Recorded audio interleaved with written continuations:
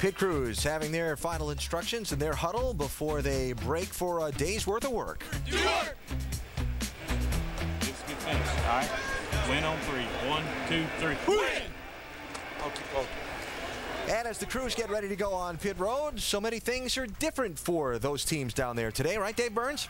Yep, Alan, it's different than an oval because fresh tires don't matter nearly as much at the end of a race, and track position matters a whole lot more. If you can make your last pit stop before your competitors, you can gain an advantage. Be the first to pit last with enough fuel to make it to the end, or not enough fuel and a whole lot of luck. Jamie?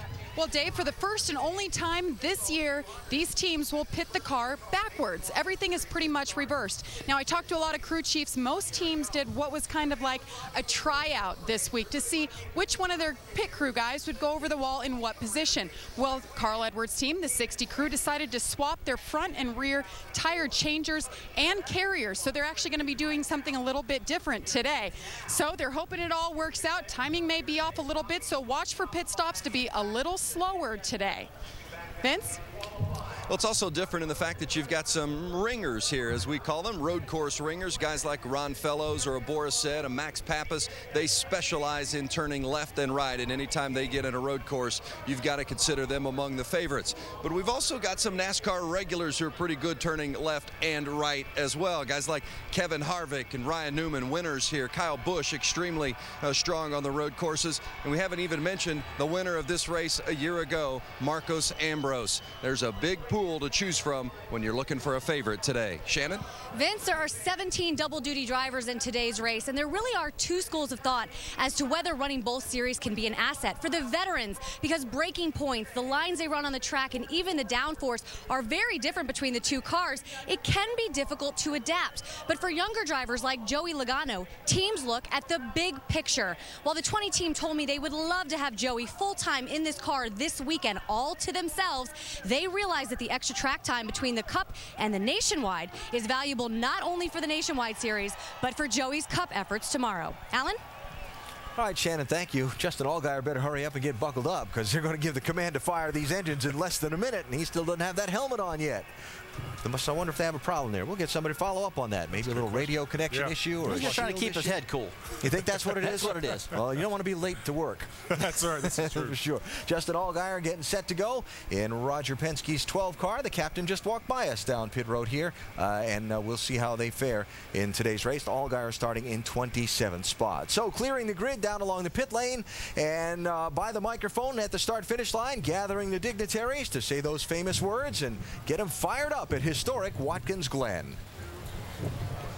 And now, race fans, it's time for the most famous words in motorsports. Please re-welcome your Grand Marshal, Syracuse football coach Doug Marrone. Gentlemen, start your engines! Gotcha, you got me. Check. Check. Info. Take care of everything. We're here today. Gotcha, good sir. I got whichever spotter that was, Mike or Mr. Boyer on the back.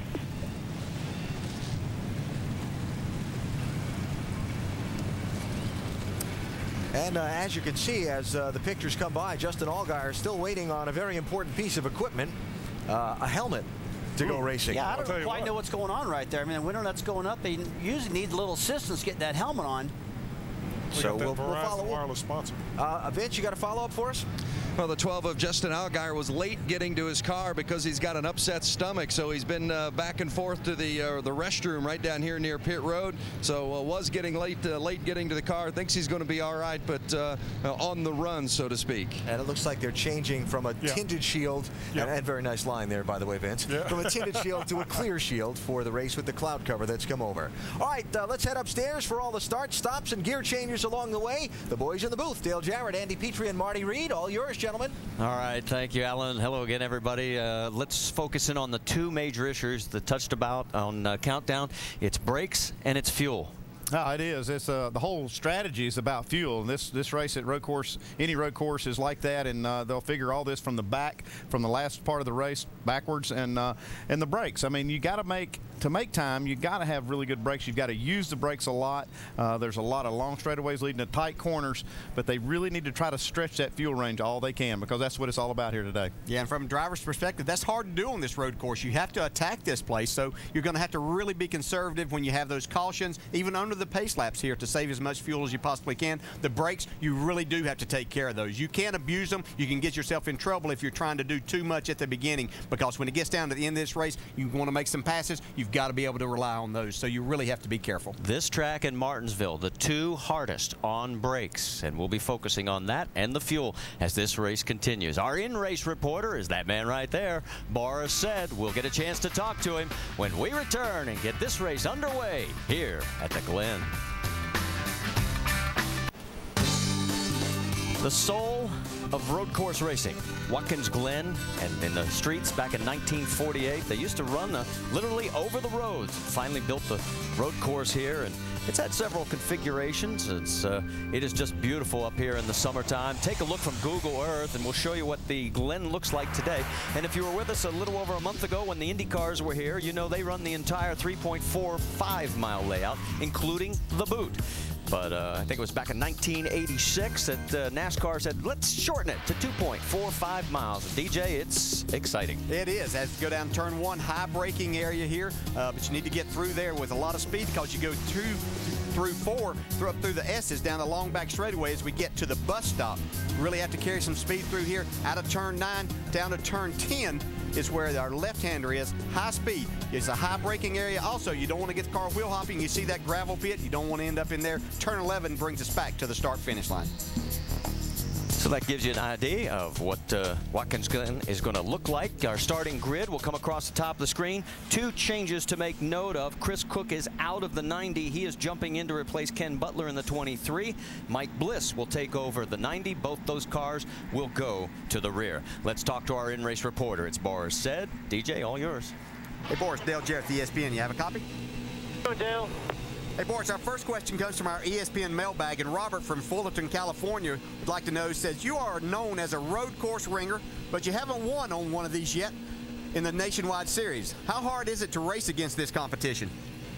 I mean, this is the toughest race in the world, and I never came up with the term road course ringers. I don't know why they do it, because it seems like the regulars always win, but I think we're on pretty even ground, and I got a pretty good car this weekend, so I'm not saying it can never happen, but I'm going to do my best in this Zaxby's car to make it happen. Hey, Boris, know this is a difficult place and very few places to make really a legitimate pass, but do you have a favorite spot that you're looking at today to take care of the competition that might be in front of you? I mean, the 2 best places for me are turn 1, out braking somebody, and then going down the back straightaway. If you can get a run up through the S's, as you well know, going down to that bus stop chicane is a really good passing spot. Well, Boris, we consider you a road course ringer, definitely. Good luck out there today. And now Andy's going to talk to your crew chief, Brad Parrott. Thanks a lot. Hey, Brad, Andy Petrie in the booth. You got us? Yes, sir, Andy. Go ahead. Oh, come on, dude. Nice outfit.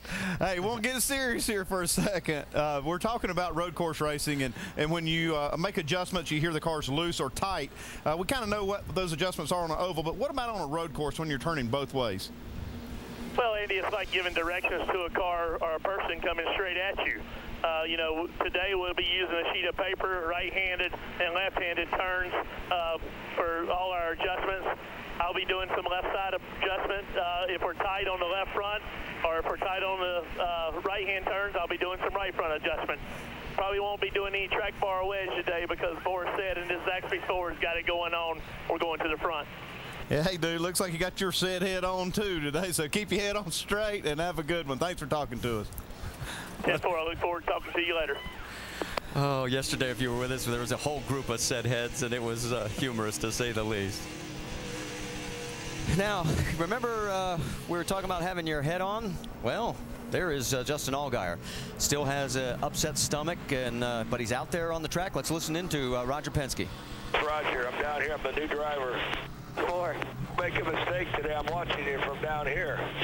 With your road racing background, if I need a relief driver, are you up for jumping in? Ready to go. Ready to go. Great exchange. Did you notice he was hitting the switch? He's trying to save some fuel. I thought I saw that. Looked like he might be already on that fuel saving strategy on the pace lap. Well, we're going to go green this next time by. And we've got several onboards for you. You see the one with Allgaier. There is the number 5, Ron Fellows, and we've got a foot cam with Ron. And there's what that view is going to look like. Yeah, that'll definitely be interesting as we watch him some today, is how he goes about negotiating this 11-turn road course. Starting second, last year's winner, Marcus Ambrose. Now, we've got some cloud cover. He's got that tinted shield. Will that be a distraction? Well, he might have to raise that up. He has that option that he can do so, but he likes it apparently looking through this. Yeah, if he gets out front and runs like he's been practicing, I'd say he won't have to worry about getting anything in his eyes. He can pop it open, won't be anybody in front of him. Ryan Newman taking over the one ride from Mike Bliss this week. There's our onboard view with him. Looks like he's got a nice cool drink ready to go. And the 23 car, as we mentioned, they made a driver change. Ken Butler is out of this. Chris Cook, who is a road course specialist, and he'll be in this seat. See what kind of ride, as he'll be coming from the back as he moves to the rear, along with the 90. And we also have an onboard camera with Stephen Wallace. Stephen looking very good, very consistent. Of all the nationwide drivers, he and Brad Keselowski have always been right there behind all of the guys that are doing double duty. Going over the wall today for us, Justin Fiedler. You see him practicing there. He's from Milwaukee, Oregon, the same hometown as Mike Bliss. He's the rear tire changer for Boris Said. And there are the Said heads. Oh, golly, what a fan club he's got. Yeah, they're filing in right in front of our booth. And there is Boris. And as we talk about this, mentioned the pit window, and you can see all the stats right there, but we talk about counting back from the finish and why that is so important. Yeah, that's why we look at that pit window as being the one from the end of the race backwards. You'll see a lot of cars starting to pit from 33 to 37 laps to go in this race, and they'll not be able to run that far this first pit stop because they were running on they have a fuel load now that they've actually qualified with, run these pace laps with. So you'll see these first pit stops, some of them you'll see very, very early because they want to try to even get that first pit stop out of the way as soon as possible. Well, they've made their way through turn 10. You do not want to visit the beach off to the left of our camera there. If you get stuck in there, you have to get drug out. Through turn 11, the pace car will be pulling off, and from high above, they'll come under the bridge. The fans here in the front straightaway grandstand are on their feet, and it is time for race 22 of the NASCAR Nationwide Series to go green.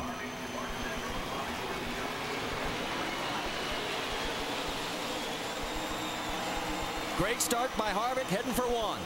You can see Marcus Ambrose trying to block Robbie Gordon from getting in there. Here comes Scott Speed up on the outside, though.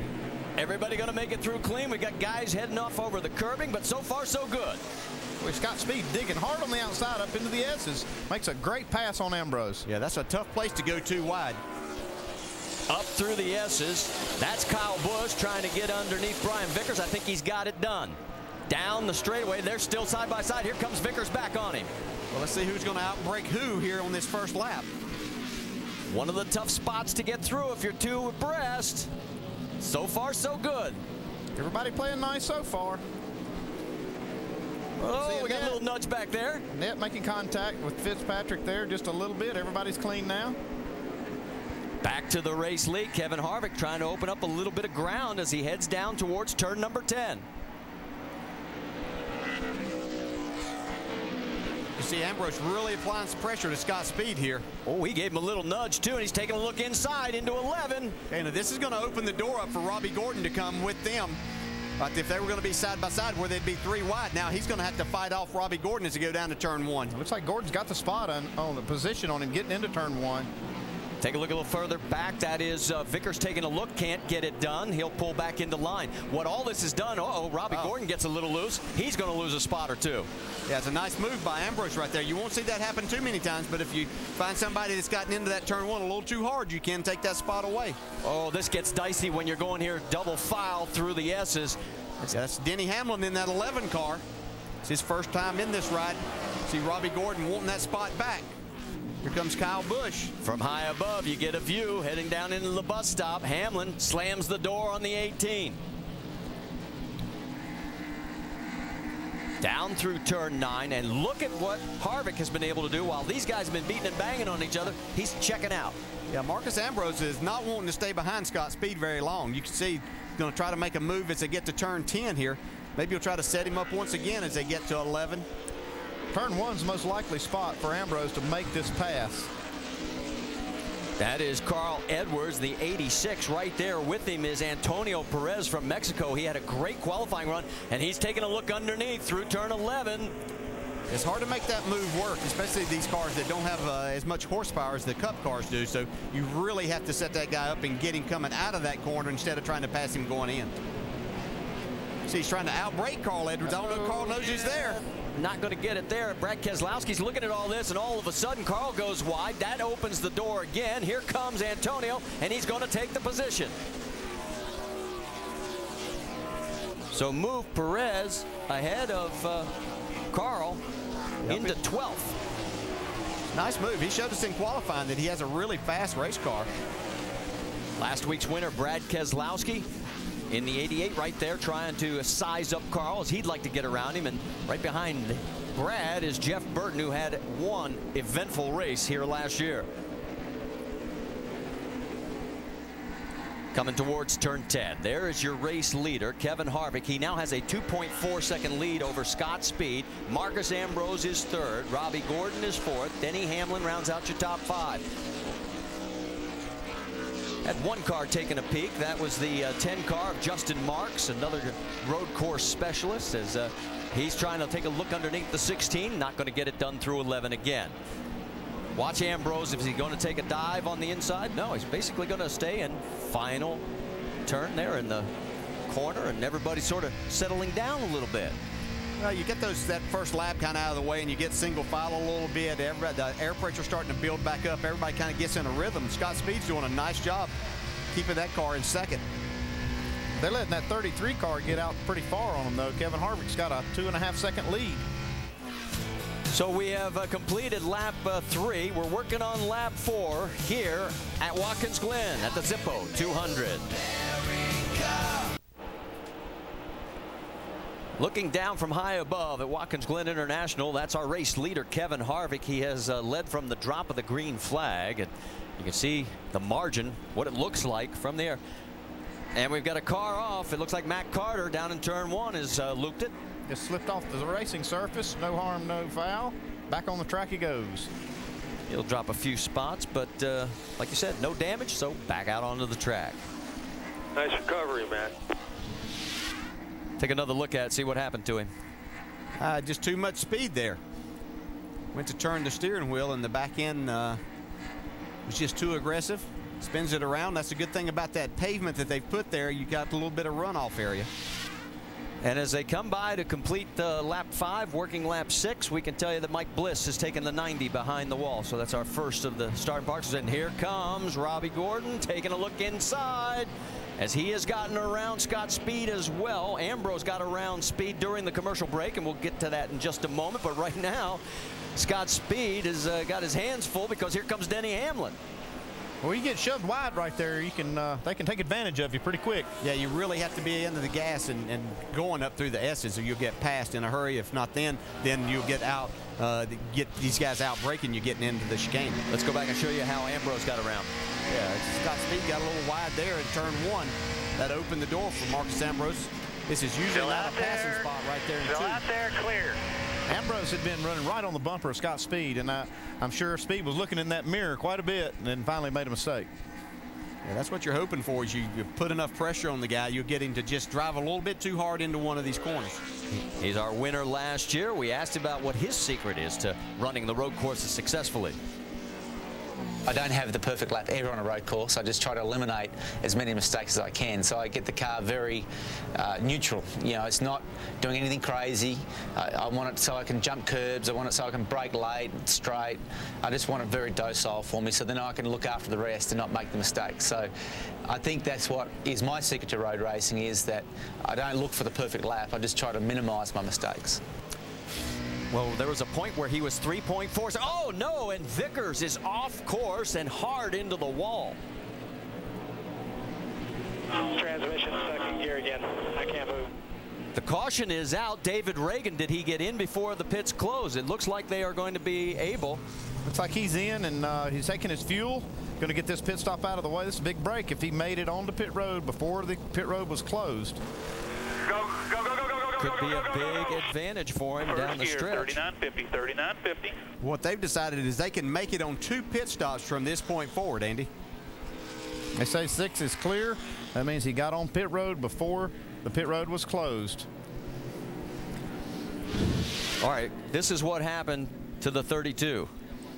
This is down as an exit turn 1. Whoa. Oh. Looked like something maybe have happened to Vickers there. Checked up a little bit in front of Logano. That's not a spot you would normally get into the back of somebody. Yeah, well past the apex of the corner. That's what I was going to say.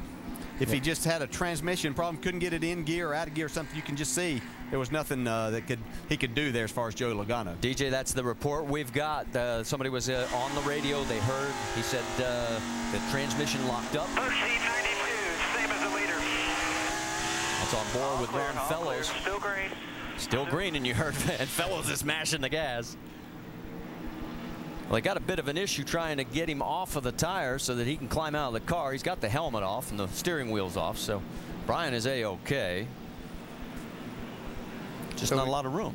We saw Reagan make his pit stop there after completing 8 laps, and that means he's going to have to run 2 segments of 37 laps to make it to the end of the race. So that's what their strategy is. They kind of revealed that pretty quick here. We'll see if some of the other cars can do the same thing, and they'll pit under this caution if they feel like they can make it on one more stop. So the caution now helps them because, as you said in the countdown show, it's about half amount of fuel that you'll use in the lap is when you're racing. Yeah, and Reagan's team, I'm sure, is counting on a lot of caution laps to extend that.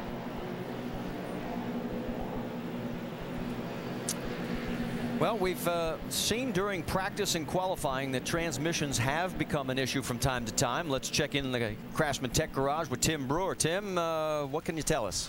Tell you what, Marty, in years gone by, we had 3 shifter rails now, but we've got 1 single rail right here. We still have the standard H pattern, but when you go down in the corner, naturally you go down to 3rd gear to downshift, but when you come back to 2nd gear, you're coming across the shift panel right here, coming through that gate, and if you just somehow get it hung between the gear or lock the transmission up, you're not going to be able to shift it again. But with this enclosed area right here, we used to have trouble with rubber getting up in this area here and confining the shift lever movement, but we don't have that anymore with this enclosed area.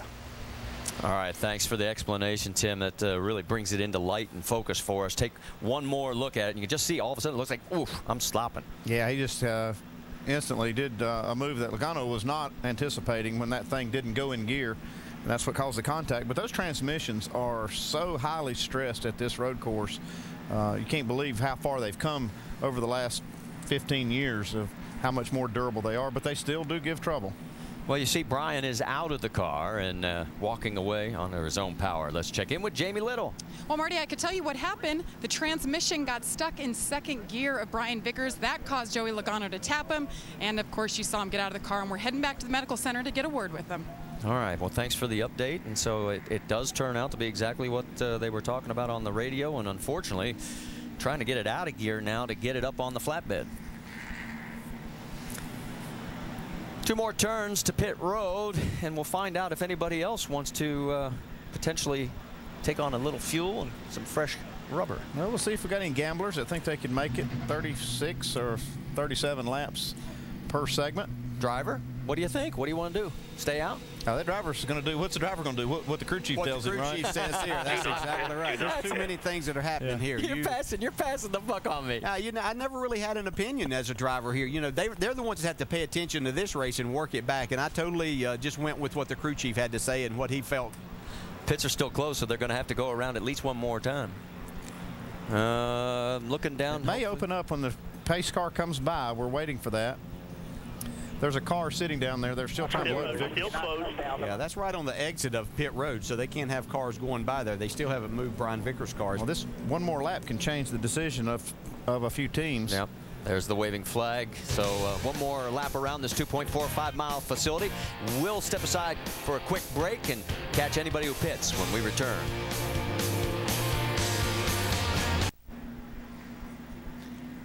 One interested spectator down at the bus stop chicane here at Watkins Glen International in the NASCAR Nationwide Series. That's Juan Pablo Montoya. And where is he at? Right there. Gives you a good idea. He's watching everybody come through. One of the toughest parts of this racetrack. He knows where the action's going to be. That's exactly right. Okay, so they will not be going green. In fact, we haven't even had the pit lane open up for stops. It'll be open this time. We're going to see a lot of cars reveal their strategy when they come by that pit road opening. Okay, so now with that one extra lap, does it change your strategy there, crew chief? Yes, it can. Okay. If you can get that extra lap in there, it may make, you know, that decision where you say, hey, it's my break point. I can't make it from here, or I feel like possibly maybe I can if I've got one more lap. That changes it for sure. We'll see just how many cars take advantage of it. Well, the first one who's going to have to make the call is the 33, Kevin Harvick. He dips below the line, and is everybody going to follow? Now, he could fake everybody, and yes, he does, and Ambrose comes back out with him. But Speed. Robbie Gordon's going in, and Scott Speed does the fake Scott also. Speed stayed out. So Robbie Gordon, of the top 8-9 cars, he is the first to come in, and the only one to come in. Robbie Gordon could be a gambler here. He could say, I can only go 35 laps, but I'm counting on some caution, so I'm going to come in here and roll the dice. Carl Edwards, Brad Keselowski.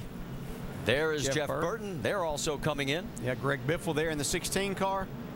So we're going to have a lot of different strategies going on here today, just like we anticipated. Let's go to Shannon Spake. Carl Edwards says the car's a little bit tight, but guys are just going to go with fuel, about 4 seconds of fuel for the 60 car, and he is out of his pit stall. And guys, the 55 of Robbie Gordon is in. He said, if I'm the first one to come down pit road, take the time to give me 4. We'll fill it full of fuel and see where we come out. I can't believe you called Robbie Gordon a gambler, Andy. Robbie Gordon? Heck yeah, on a road course. He is a gambler. And there's Justin Allgaier coming off pit lane. Kenny Wallace also made a stop here. Hood going up on one car over on the left side. That's the 81 of Sean Murphy. So they've got some issues there.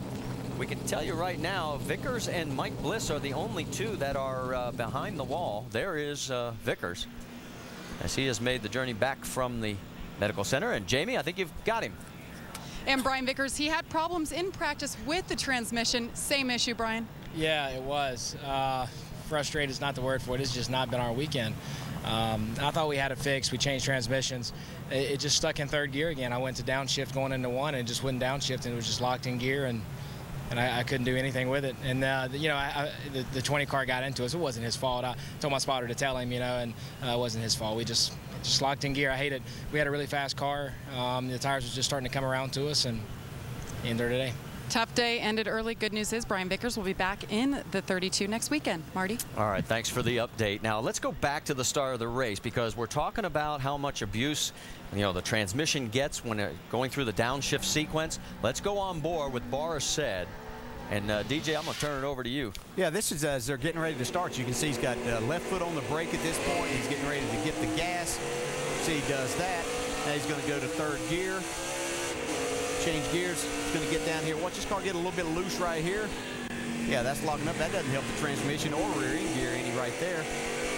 But now he's going to start up through the S's. He's going to change gears. Just a lot of abuse as we go through. And it only gets worse as things heat up throughout the day. And Boris right now running in the 8th position. Kevin Harvick, Mr. Ambrose, Marcus is 2nd, Scott Speed is 3rd, Kyle Busch is up to 4th. Denny Hamlin rounds out your top 5. Stay with us.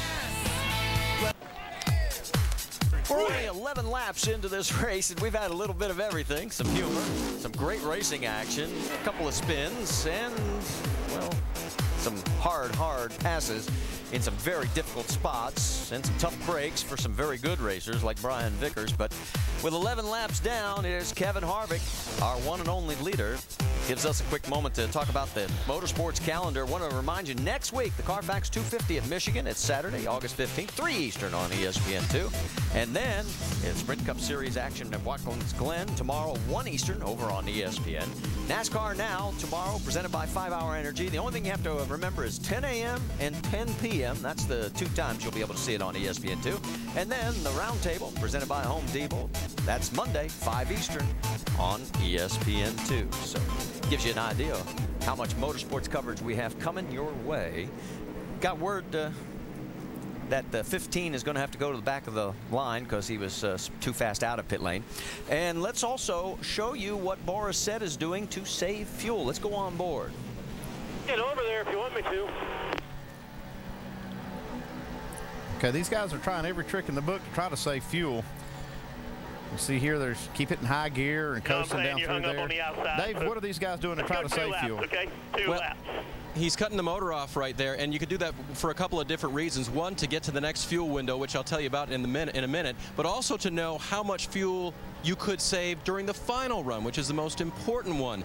Now, he is not saving fuel so he can get to his next stop, because that may be as soon as 1 lap after we go green, guys. During the break, we saw him shutting it off as long as 25 seconds on that nice long downhill run. Have you ever been able to calculate how much that saves you? Well, no. I can say they've come up with a lot more tricks in the last few years on how to save fuel. Obviously, if you're turning the switch off, you're not using any fuel. All right, let's reset it for you. It's Harvick, Ambrose, Speed, Kyle Busch, Denny Hamlin. That's your top 5. And Harvick has selected the inside for the restart. And here we go. We talked about double file restarts, and there's a couple areas. Turn 1, up through the S's, and then down at the bus stop chicane. So 3 spots. We're going to be holding our breath. And whoa, what a great start for Harvick. Almost a replay of the start of the race. Yeah, and Ambrose was trying inside to get it in behind Harvick, but Scott Speed actually filled that space, and it made Ambrose drive down in there and almost go to the outside of Harvick. Now Ambrose taking a look underneath. Can he get it done? No. A couple of cars off on the backside. They're okay. They continue. Up through the S's. Everybody thinks a little calmer and falls into line. Scott Speed actually loses a spot to the 18 car, Kyle Busch. Yep. Move Busch up to 3rd. Speed back to 4th. In 5th place, you got Denny Hamlin. Ron Fellows behind, and here we go. One more treacherous spot. Whoa, Ryan Newman sneaks under in the 1 car. He's still got some action going on back there. They manage it to sort it out. Here comes Marcus Ambrose. He wants to lead. And he's going to. We're wrecking over in the inner loop. Uh-oh, we've got the 55 of Robbie Gordon. He is off in the gravel trap over on the bus stop chicane, and it looks like the 61 involved. That's a way to bust that strategy right there, running off the racetrack. Don't want that to happen. Now, he's already got damage on the car. Yeah, they both do. In fact, they almost look like carbon copies. Both of them, look at it, the left rear quarter panel on both of them sticking out like an airfoil. Let's go back and take another look, guys. We're still under green here also. See what happens. It's like Robbie gets into the back of the 61, tried to get to the gas a little quicker. I'm wondering if Biffle got into the back of Robbie, because look, that's where he gets his damage in the left rear. Yeah, I think they were both just being held up a little more. All right, let's go back to the battle for the lead, because we are lean, mean, and still green. It's Marcus Ambrose, Harvick, Kyle Busch. So Ambrose takes over the race lead, becomes our 2nd leader. Look at this as Fellows almost gets pinched off. He's got the preferred inside line on Scott Speed. Little tire smoke from Denny Hamlin. Everybody's sorting it out again. You saw Scott Speed try to protect that spot, but he just couldn't do it. Fellows was already all the way up on his door. He had that, and he's one of the best at outbraking someone into that part of the racetrack. Yeah. On board with Ron Fellows, a 5-time winner here at the Glen. 3 in the Nationwide Series, 2 in the Camping World. Down through turn 10, Ambrose right in front. You see the top 3 coming right at you into turn 11. Marcus, of course, the race winner here last year. Kevin Harvick not letting him get very far away. I wonder if Kevin got enough heat in his tires. That was a long caution. It was just like as he went through the bus stop, made it a little bit difficult for him. See, Boris Said, our in-race reporter on the pit road. Another strategy here, Andy. Gas only and a wedge adjustment for your left-hander. Okay, they're just going to put fuel in, make one quick adjustment, back out on the track. Now, we're working lap 15 of 82, Dave Burns.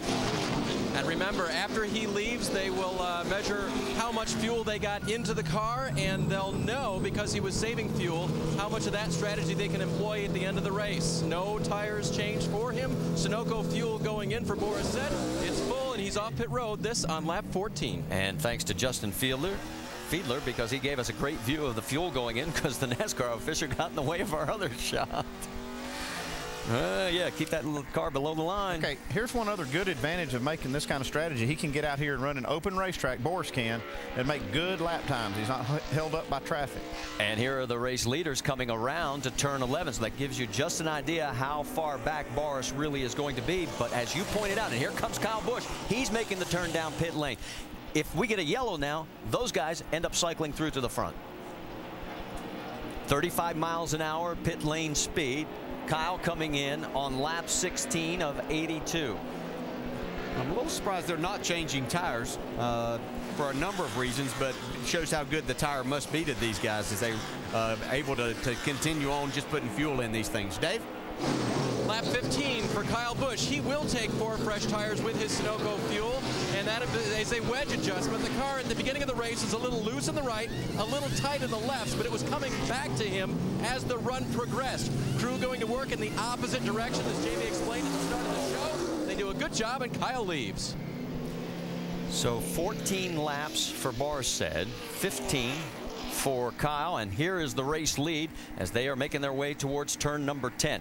It is Ambrose and Harvick, almost nose to tail. Denny Hamlin's fallen back about 2.2 seconds. Ron Fellows is now 4th, and Scott Speed is 5th. We can tell you now that the 07 of Zakaris has made his way behind the wall, so Chris is out of this race. It looks like he's listed as off, and the 41 also has pulled behind the wall. That's Tom Hubert. So with Vickers and Bliss, that brings our car count to 4. Down into turn number 1 one more time. Ambrose continues to lead. Joey Logano is now going to come into pit lane. He's coming down on lap 17 as we're working, so he's actually gone 16 laps.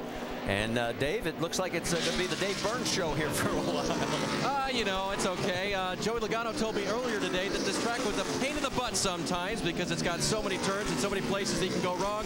So far, other than the tap on the 32 of Vickers, it's gone right for him so far. A little bit of a hood crease. His car was loose at the start of the day. They may make an air pressure adjustment for that. They've also got a wrench to work on the car. That's already been in and out of the rear window. Very full of Sunoco fuel, that vent tube working. And he leaves pit road, guys. Saw the time on the clock. He'll get back out onto the racetrack, and here we go one more time. Coming into turn 10, the 47 of Marcus Ambrose. So again, all these guys that are pitting early, if we get a caution here all of a sudden, it is a huge benefit for all of them. Yeah, because what happens if the caution flies right now and you see Marcus Ambrose and Kevin Harvick come down pit road, they will line up behind Kyle Busch and Borisset. Have to give a salute to the 98 of Paul Menard. I mean, he has had a yeoman's day. Remember, he had problems in qualifying. He started back in the 39th position. He has picked up 22 positions already. He is up to 17th. There is Brendan Gaughan right behind him, and Brad Keselowski. Who said you couldn't pass on a road course? Paul Menard showing them you can. He's got a good run going, DJ. Yeah, he sure does. He's done a great job of getting around cars. He's taking advantage, obviously, some of these guys making pit stops, but he's doing a really good job. Jamie? Michael McDowell is actually in the 26th this weekend. Heck of a qualifying effort. You see him trying to pull out and actually hammer out that right front. He had some damage earlier, guys, but it's good to see Michael McDowell trying to keep it in the points. All right, thanks for the update, and you can see that damage on the right front. They're going to put a little tape on it. Now, let's go back and show you the pit stop on the 20. Okay, these pit stops are backwards, and sometimes it throws your timing off. You saw the tire changer jump over the wall a little bit too soon. You can't do that until that car is one pit away. He's going to be penalized and make a pass-through penalty. He'll be lucky if he can make that penalty stop without going down a lap. Here comes Denny Hamlin and Ron Fellows. Now, let's show you what happens. Ron Fellows coming in right here. You'll see when the pit crew comes over. They can come over one pit away.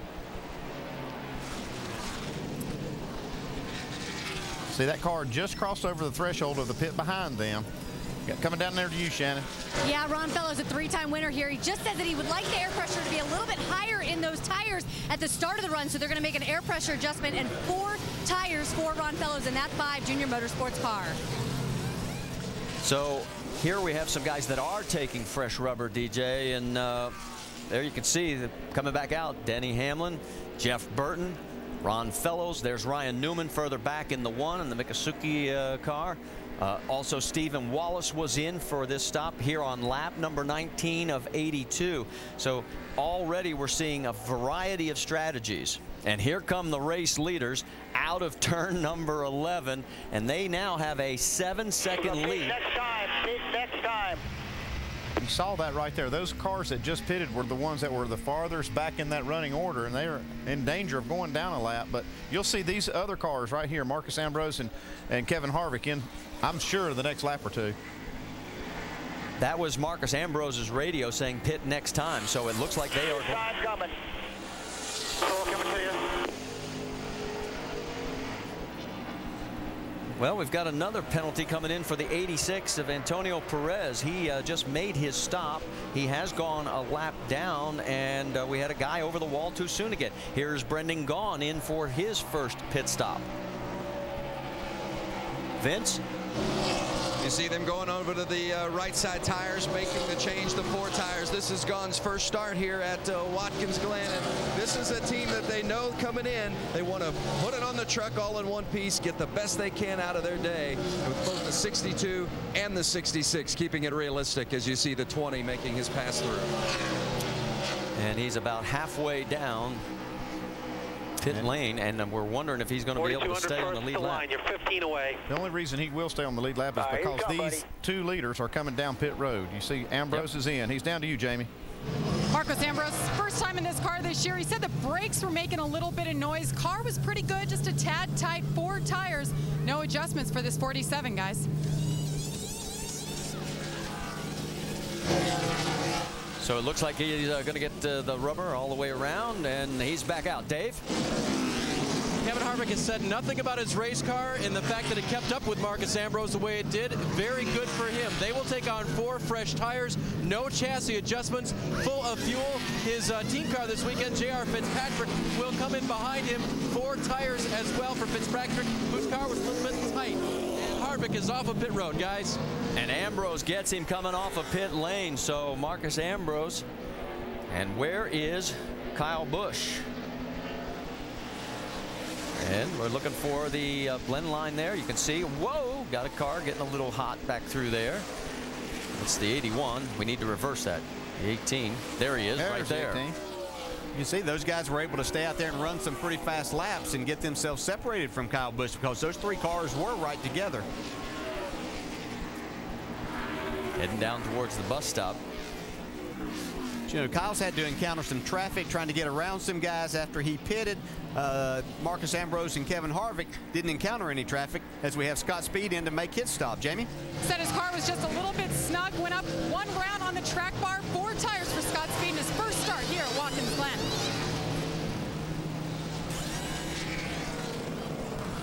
See, just a little hiccup on the jack man on that stop. 17.2. That's going to cost Scott Speed a little bit of track position. And we talked about this before the start of the race. This is the only time of the year when everything's reversed for these guys. Yeah, it's just not a natural rhythm for the pit crews. They have to think about it and adjust. And here you see Marcus Ambrose.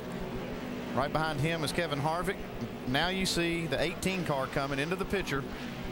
Kyle Busch. Now these cars have all made their pit stops. And you still have cars out on the track that have not made their stops. Kyle Busch is about 9 seconds behind those 2 guys that he was on their bumper. Well, right now, as it stands. Well, you see David Reagan is in the top 5. He made his pit stop. We saw that, or he was the first one to make his stop. And there is your new race leader as Carl Edwards assumes the lead, and he could be making his way towards pit lane. Nope, he's going to stay out one more time. Stay with us. Jimmy Johnson's going to start on the pole for the NASCAR Sprint Cup Series here at Watkins Glen. Our coverage begins tomorrow at 1 Eastern on ESPN with NASCAR Countdown presented by Degree V12.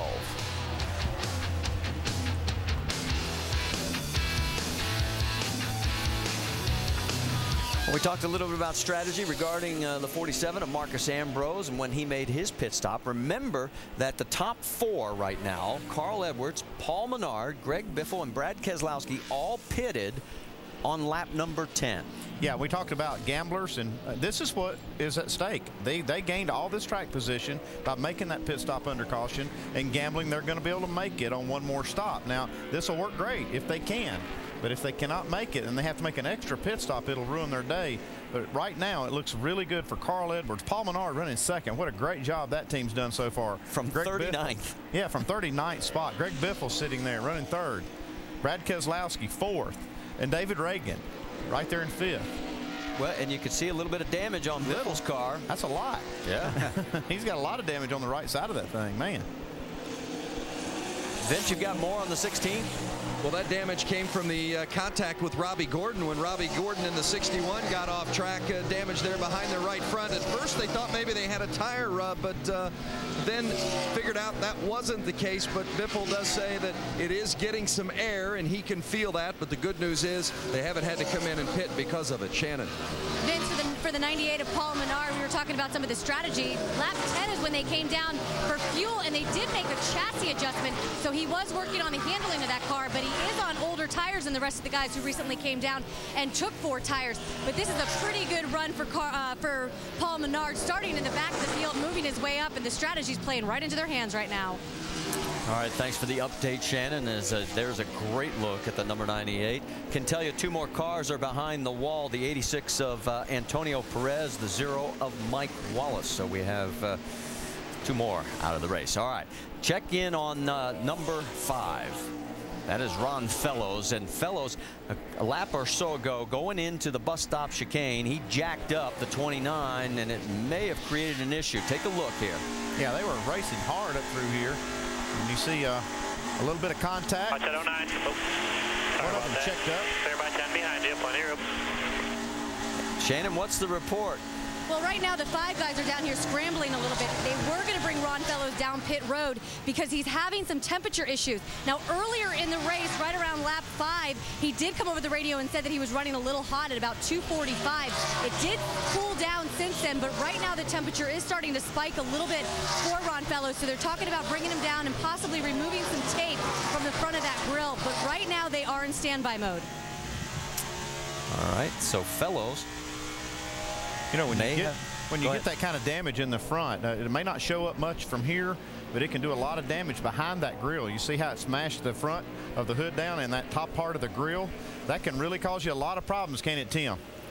Yeah, Andy, because what we try to do, we try to utilize the full surface of the radiator to cool the engine. But when you drive up under a car, you've got an aluminum panel that runs out to the nose of the car. So if you push this area down and covers part of the radiator, the water temperature is going to go extremely high. But you have to utilize all of it to cool the engine properly with tape on the nose of the car. Great explanation, and you can see it so well there. And there you can see the damage right on the nose where he got up underneath Jeff Burton just a little bit earlier. Now, here is the 60 once again. Now, Edwards has opened up a 4.8-second lead over Paul Menard. Is Menard trying to breathe the car here, or is it just Edwards is that much better? It might be Edwards is that much better, but you wouldn't really need to be, or you couldn't hardly save fuel right now. You got to run fast laps, and they're going to count on caution laps to extend this range if they need it. Good battle going on right there. Greg Biffle in third. Brad Keselowski would like to take it away from him. Of course, remember last week, Brad had the single largest payday in Nationwide Series history. He won the $75,000 bonus for the Dash for Cash from Nationwide Insurance, and that was $154,000 and change. As remember, we had the 12 car of Justin Allgaier early in the race, was a little bit under the weather, so to speak. Let's get an update. What's he saying, Vince? Well, he's feeling fine physically and feeling pretty good about his race car as well. He had never, Justin Allgaier had never seen this race course before arriving here this weekend. Took a few laps in the pace car at the beginning of the weekend. Says he's been like a sponge all weekend long, getting information. Every time he goes out for a lap, he feels like he learned something new, but he's having a little issue through the course of the weekend with approaching the corners, when to decelerate, when to brake, when to turn, as you see Gordon going around him on the outside. But for for Allgaier, just wants to have a good, solid run and learn today. Dave? Robbie Gordon in your mirrors is a good time to decelerate and let him go by. Remember that damage he got when he wrecked with the 61 car with help from the 16. They reasoned that he wouldn't need to come down pit road, so they did not. And remember the fuel strategy that he is on. One of the guys that pitted under the lap 10 caution took on 4 tires and fuel, so they can get to, you know, around lap 45 or so before they'll have to come in again and plan the end of their race. Right now, as far as that goes, they've talked about it. They think they're in a good position. Well, Robbie was one to pit on lap 10. There's Marcus Ambrose with his hands full with Kenny Wallace right now, and Ambrose pitted on lap 20. Well, it's different strategies, and if Carl and them are having to save some fuel up there, Marcus Ambrose, even though was a little over 20 seconds back, he's beating them by somewhere between 3/4 of a second and a second a lap as he goes by Kenny Wallace here. So he's still going to outrun them before the end of the day. Jamie? I'll tell you, he's quick right now, DJ, but he is worried about the motor and overheating. They have a lot of tape remaining on that grill. The first stop, they pulled some on the right side, but he's telling his guys, I'm worried. His crew chief said, hey, if it's not spewing water, don't worry about it. I love crew chiefs. Don't worry. Well, you'd be surprised how hot these things will run. As long as they keep the fluid in the radiator and in the cooling system, they'll run extremely hot with no problems. He's about 18.5 seconds behind the race leader, Carl Edwards. We've had 4 different leaders right now and 3 lead changes. And we eavesdropped, as you can see, he's getting around. You notice that Vickers has gotten back out onto the racetrack after being cleared, so that's good news for Brian. Let's listen in on Carl's radio. Get a good look at that 47's line. Anybody who sees anything different from mine, let me know and I'll work on it. 10-4. He knows Ambrose is fast back there, and he wants to try to see if he can pick something up.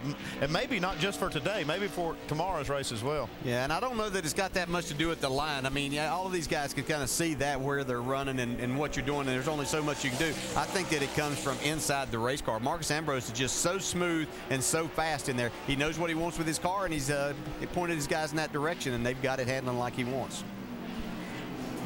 So Carl, right now, 4.3 seconds leading over Paul Menard. Brad Keselowski's 3rd. Greg Biffle 5th, 4th, and Robbie Gordon 5th. All of them pitted back on lap 10. Carl Edwards leads the Zippo 200 for the NASCAR Nationwide Series at Watkins Glen International in New York.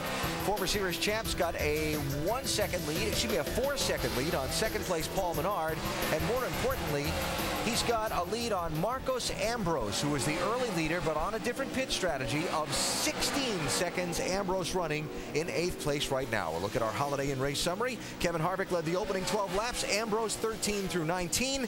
And then on the exchange of strategy, Edwards went out front and has been out in front ever since. Only 1 caution in the race so far. Jamie, some problems on the 1 car?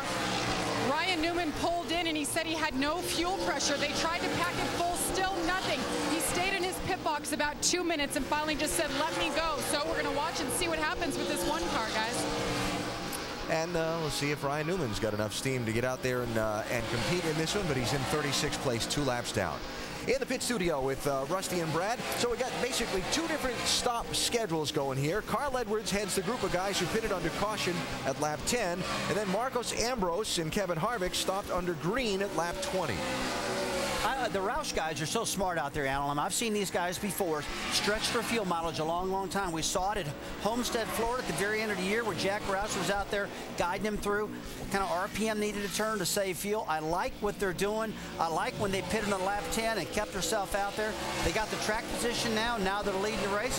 I really think this strategy is going to work good for them. See, I think the law of averages will catch up. I think there'll be more cautions, and with that, you're going to put Ambrose and Harvick right back in the mix. They're the 2 fastest cars on the racetrack consistently, and it's interesting. We've got 31 cars on the lead lap, and it's separated from 1st to 31 by over a minute. That tells you there's a lot of disparity in the field. That caution you were talking about, Ryan Newman didn't have any steam when he left pit road. That is just off the S's at the entrance to the backstretch. He looks like he is stopped. It's stopped. And out of power, and a full course caution is out. And that 16-second lead that Carl Edwards had over Marcos Ambrose, guys in the booth, is gone. And everything changes once again. That's what's great about road course. It does. It just helps Carl Edwards and his team extend their range and make sure that they can make it on one more stop. But the flip side of that is it lets Marcus Ambrose catch right back up to him, and he's got a fast race car. Yeah, they lost every advantage they had on him, and that was, I think, their one hope in trying to keep Marcus Ambrose and Kevin Harvick from just totally dominating this race. They're going to be back on their strategies now. They're still going to pit. It's not like they're going to come in now or anything, so they'll just make those stops under green whenever they know that they can make it from that point. About lap 45, 46, 47 is when you'll start seeing those stops from the cars that pitted on lap 10. And you probably see if the other cars, even Marcus Ambrose, if they can make it that far, they'll come in a lot sooner than they did that first stop. And they'll even be saving fuel right here because that allows them to back that up even more by saving some fuel right at this point in time. Oh, the tangled webs we weave as far as fuel strategy on a road course. There you see the stranded #1 of Ryan Newman as he was not able to make it around. That's why I tried to tell you a while ago that the driver can't have anything to do with this strategy, because there's no way that you can drive the race car around 11 turns and keep up with what's going on as far as these different strategies go. Well, we can tell you that we'll have our first lucky dog of the day. The Aaron's lucky dog will go to the 01 of Danny O'Quinn, as he'll get one lap back, and that will end up putting a total of 31 cars back on the lead lap. We were at 31, but then, of course, Newman had his problem, so the 01 of Danny will get to come around.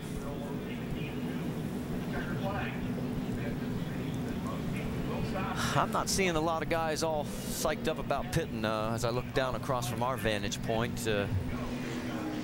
There you see the push truck trying to get the one back. He's all the way down the backstretch. This is going to take a little while. You have to wonder a little bit why they went back out there. If all they did was come in and put fuel in it, they didn't have fuel pressure. Why that would have? How that would have? Well, got I thought fuel maybe pressure back. I guess it started back up, and the only way to find out is to drive away. Divine intervention, maybe. This is our second caution, and our first one was for 4 laps, and it'll be a question of whether or not there will have any takers. Now it looks like Boris Said's crew. Well, Boris Said is pretty far back. He's 19th out of the 30 cars on the lead lap. He may come in and make a pit stop just to get tires, but he's still going to have to make yet another one. So, well, Brad Parrott's probably just he's just bluffing. Well, he stopped on lap 14. So he can go longer if he wants to. Yeah, but I think he's got some type of problem with this car. We saw he would be the one that really jammed up Jeff Burton and Ron Fellows there in the chicane, and so apparently he's had some issue with this car, and it may be, you know, when they just changed tires. Staying out. Pit lane is open. Race leader is going to stay out. You can see Carl. You see Brian Vickers coming in. See, they're going to have to run a special down pit road if they're going to entice any of these people to come down. He's the leader.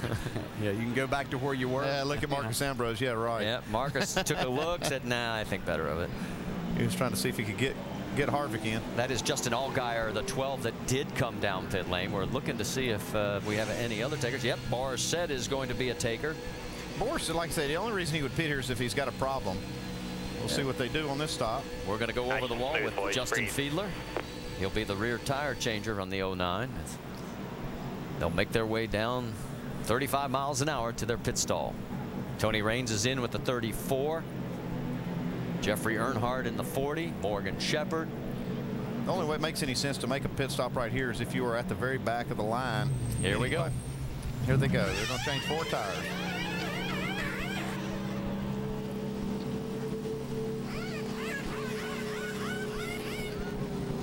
On me, okay? You will go on me.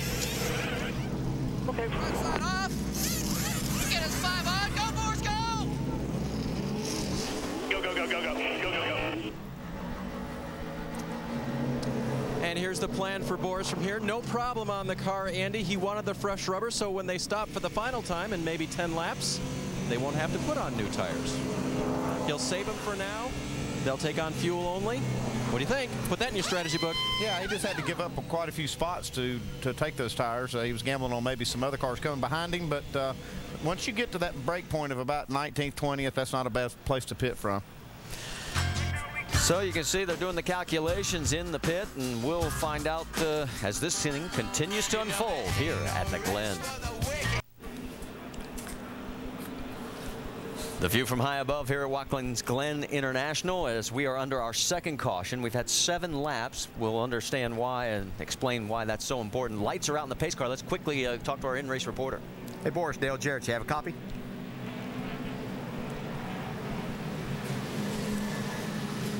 Hey, Boris, Dale Jarrett, ESPN, you have a copy? How you doing, Dale? I'm pretty good. How about yourself, man? We're a little tight and a little cramped up, but we're going to try some different pit strategy and just make a quick stop under green and see if we can run these tires 45 laps. How difficult is it passing out there, Boris? Passing's not too bad. I mean, I'm kind of saving my brakes for the end because this place is really tough on brakes, so hopefully we'll have a lot of car at the end of the race. All right, so we'll keep a camera on you if you're saving those brakes, huh? Trying to save them. All right, good luck, man. Thank you. And let's update you. We have 7 cars either off or out of the race. Mark Green is now listed as out. We're going to take one more quick break before we go back to green. Getting ready to go back to green flag racing. Our race leader, Carl Edwards, has chosen driver's right. You can see him there alongside is Paul Menard, who started 39th and is on the outside of row number 1 here. Behind him, Brad Keselowski, Robbie Gordon, Greg Biffle. All those guys pitted back on lap number 10. The guy we want to watch is in that orange car behind Greg Biffle in that 47, Marcus Ambrose. He and Kevin Harvick definitely have the 2 fastest cars on the racetrack. On board with Marcus. See Greg Biffle giving Robbie Gordon a little break right there to be able to get back in line. Up through the S's, 2 abreast. It's a little dicey sometimes. Yeah, let's see if 47, if he can get close enough to outbreak Greg Biffle getting in. Greg's trying to protect that inside line already. And there is Harvick trying to get around the 18 of Kyle Busch. Biffle holds off the 47. Everybody making it through okay so far. This is a huge break for Kyle Busch, too. He was even further behind than what Ambrose and Kevin Harvick were, so this allowed him to catch up, and he has a fast car. Kyle's pit strategy, his last pit stop was on lap 15. You see that 55 car hood flapping in the breeze. They may have to address that on his pit stop. So Ambrose, take a look. Sometimes you try to get yourself just outside the other guy's mirror. Here he comes in turn 11. He's got it. Yeah, really made a nice move. But Biffle's going to try to come back to the inside. But I think he pretty much knows that Ambrose is faster. He's just going to try to not let anybody else get by him. Well, we've seen several guys try to make that pass in 11. Marcus was the first one to pull it off. Down into 1. And he's pulling away from the 16. You can see in that shot just how much he drove his car down in the corner and got on the brakes later than Greg Biffle. Right now it's Edwards, Menard, Keselowski, Robbie Gordon in 4th, Ambrose in 5th, and you're right, that hood is starting to flap more and more. Look at it going down the backstretch. They're going to have to address that before the end of the race. Probably the next pit stop, they're going to have to get a pin or get some tapes, something on there, because it's going to get worse and worse as they go. See, Ambrose is already to the back bumper of Robbie Gordon. And watch some of the rest of the guys come through here. There's Joey Logano, Stephen Wallace. That's a battle for position as well. Logano is 17th.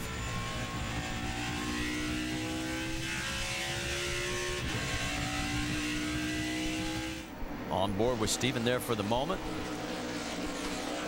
Back to the race leaders. And we can point out there, you can see David Reagan has been passed by the 18, so Kyle Busch will move up a spot to 7th.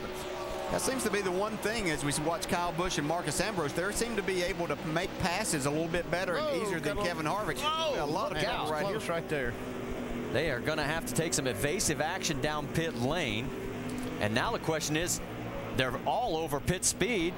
Is NASCAR going to have to penalize? If they'll go back down to pit road speed and continue down pit road, they will not be penalized. But if they carry that speed all the way down, NASCAR will bring them back in. Yeah, they just ask them to maintain a safe speed. You don't have to go all the way totally down to it, but you could see those guys were slowing down. So I think that everybody's going to be okay. Well, it's going to cost Stephen Wallace and all those guys several positions as they had to take evasive action. Let's go back and see what's happening with Marcus Ambrose as he has got Robbie Gordon right in front of him. And now not only does Robbie's front hood flap, the back bumper's flapping. Yeah, I'm not too worried about the back bumper because if that falls off, it's no big deal except for the debris that might be on the track. But if this hood flies up, it'll fly up right in his face and he won't be able to see a thing. I got to be honest, I've seen him drive off-road with a hood sticking right up in his face. For the lead he here. just looks out the window. Look at Paul Menard. Yeah, Paul Menard coming after Carl Edwards. Back at the front of the field. Here they come down the front straightaway. Is Paul going to take a look inside? No, but Robbie sure is.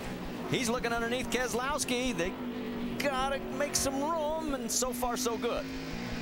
He's still after him, though. He'd like to get to that spot, but can't quite do it before they get to turn 2. Up through the S's. I love that shot. The way the cars just sort of slide on out. As long as they don't slide all the way to the Armco. Down the backstretch now, and you can see that the top 5 are starting to open up some air over 6th place, Greg Biffle.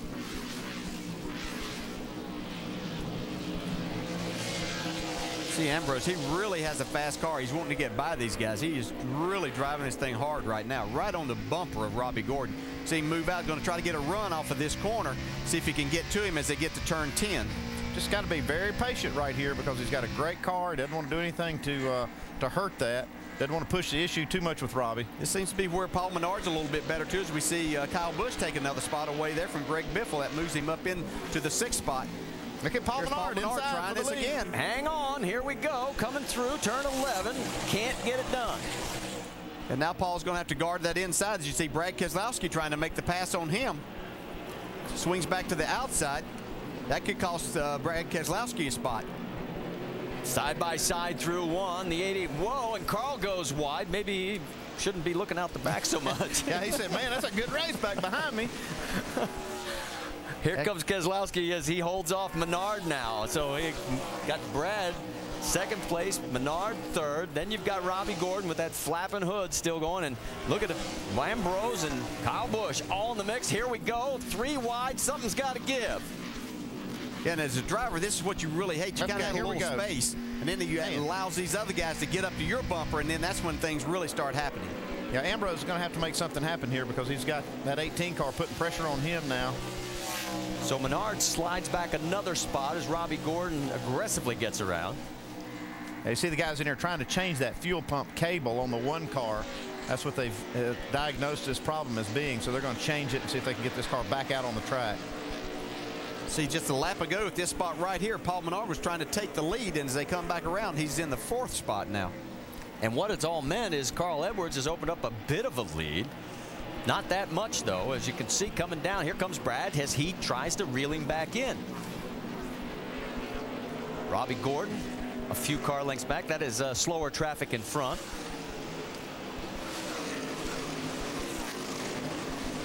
That's Justin Marks in the 10.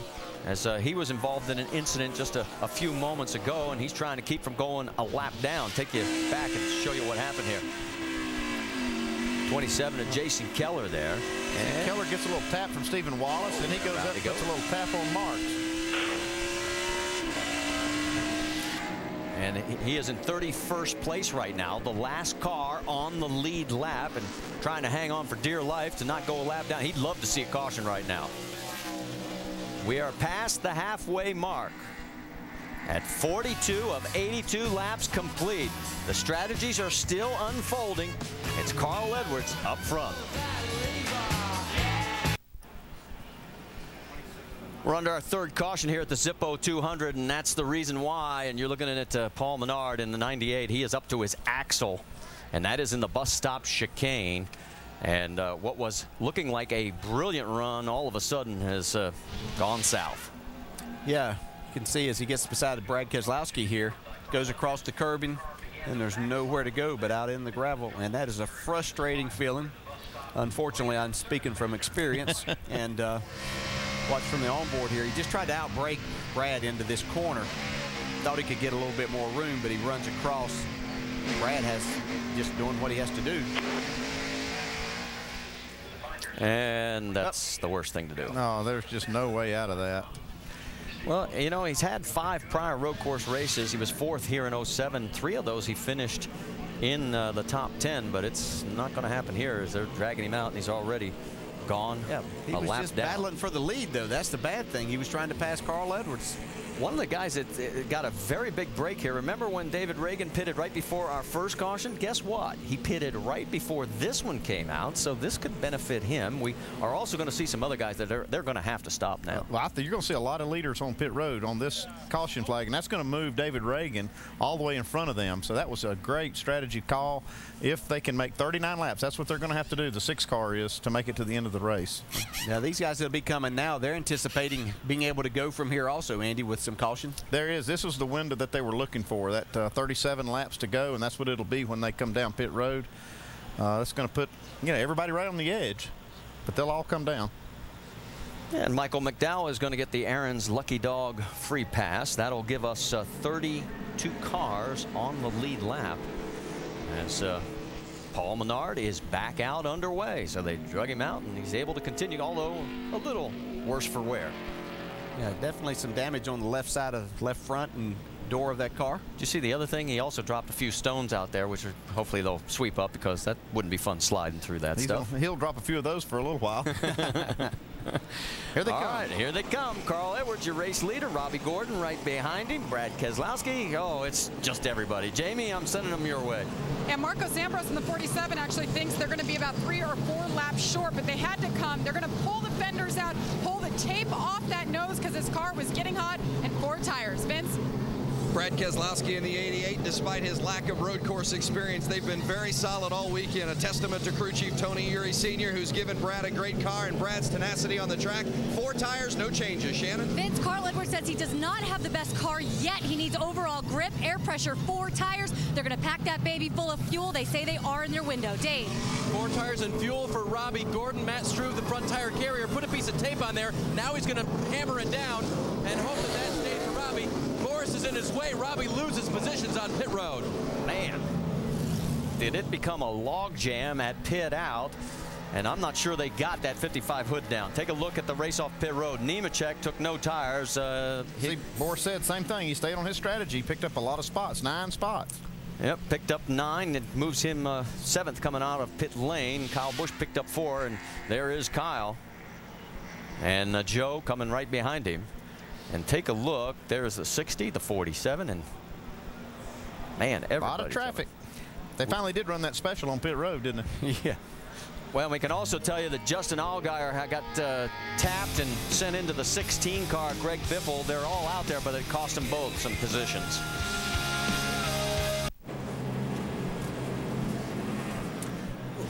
One lap away from the restart. You see the field doubling up here at Watkins Glen International after the 3rd caution that really threw the strategy curve to this one. Kyle Busch first off pit lane. That's huge. He gained 4 spots on the pit stops, but then that guy right in front of him there in that 6 car, David Reagan, was on pit road just before the caution fell. My, how things have come around for them today, Vince. Well, that's for sure. Come in twice, and the yellows have fallen your way both times. Now the big question is, Mike, can you go the rest of the way on fuel? We're really close right now. If we had 1 caution, we'd be definitely to the good. David's done a great job today. We worked real hard on fuel mileage yesterday, and a car that would be really good on the long run, so we can set ourselves up to do that. The discount tire Ford's been really good today, and David's done an excellent job. I don't know if we have a chance to beat some of these guys. There's some really fast cars out here, but we gave them a shot to do it, and we'll see what the finish lies. Well, half the time, guys, it's just getting the lucky break. They've gotten it twice. It may be their day. All right, Vince, thanks. So you see the front of the field as they double up for the restart. A quick look at our Verizon Wireless race rundown now. Really, strategy's been the name of this one so far. Kevin Harvick started on pole with Marcos Ambrose outside of him. Harvick led early, then Ambrose went by him. And then the fuel mileage started to play at about lap 10. Oh, yeah, they hit pit road at lap 10. A lot of guys think they can make it. Then the caution come out and mess that whole deal up. But it's all going to be a fuel strategy thing from here on out now. Ambrose stayed out, led for a while when Carl Edwards and some of the others pitted early. You see Ambrose going by Kevin Harvick here for the lead. That was at lap number 13. Then the caution that came out just a minute ago when Paul Menard went off into the gravel trap changed it all. Yeah, it really did. And we saw David Reagan once again get a great opportunity. He was already on pit road, so he gets off, possibly can go all the way. I still think we're going to see more cautions, and I do think we're going to see the faster cars rise to the top of this thing as we get down to the last few laps. And you see the race off pit road with Kyle Busch getting out first. So let's reset this. The guys on the front row for the restart are Stephen Wallace and Brendan Gaughan. Did not pit under this caution. Then you've got David Reagan, who stopped under the green flag just before the caution came out. He's running 3rd. then Kyle Busch in the 18, first off pit road. And really the question becomes, those two guys on the front row, Rusty, those cars you own, do they have the fuel to make it to the finish? Absolutely not. I mean, okay. I think there's a little mistake right there, but evidently they don't think so. We'll just have to see how this thing plans out. All right, and for Kyle Busch, again, his pit crew gaining him 4 spots on that stop. He's got Ambrose and all those other guys he was chasing before behind him. Marty, DJ, and Andy. All right, thanks, Alan. Now, a couple of penalties we have to let you know about. The 28 for Kenny Wallace. They are penalized 1 lap for pitting outside the box. And the 5 car, they had an uncontrolled tire, which could just ruin this race. You can see that they are arguing with NASCAR. Now, take a look. See if we can see this. There's the tire. Well, that's a tough call right there. I mean, the official, it hit him, and basically the tire then became under control. I'm not sure about that one. Shannon? Guys, well, the team is saying that because they had to repair that front fender damage, that is why they lost control of the car. I'm sorry, the tire, but they did bring an official over here, pled their case, and of course, they didn't win. So Ron Fellows right now is going to come back down for some fuel while he serves his penalty. So that basically takes care of Fellows' chances, unless he can pull a rabbit out of the hat. We're getting ready to go back to green flag racing as Fellows will make the turn, and it'll be Stephen Wallace, who last pitted on lap 18. No way he can go. And Brendan Gaughan, who last pitted on 39. We're back to green flag racing. Reagan taking a look, and he's going to take over. Trouble there. Marcus Ambrose got into Carl Edwards. Yep. And look at all the guys behind him. That's Robbie Gordon out there as well, trying to get back into line. They both lose a couple of spots. Ambrose tried to squeeze in between Joe Nemechek and Carl Edwards and actually clipped Carl Edwards, and that got him out of shape. Well, that's the bad news. The good news for Marcus, he gained 2 spots. He's still on the move now, looking at Brendan Gaughan. He's going to tuck underneath. Him. Gaughan gives him some room. He's able to make that pass up to 4th. Next in front of him is Kyle Busch in the 18. Look at the rest of the traffic coming through. Oh, too wide. That's not going to work. Somehow they squeezed it on through. Morgan Shepherd did a good job there, keeping all 4 wheels on.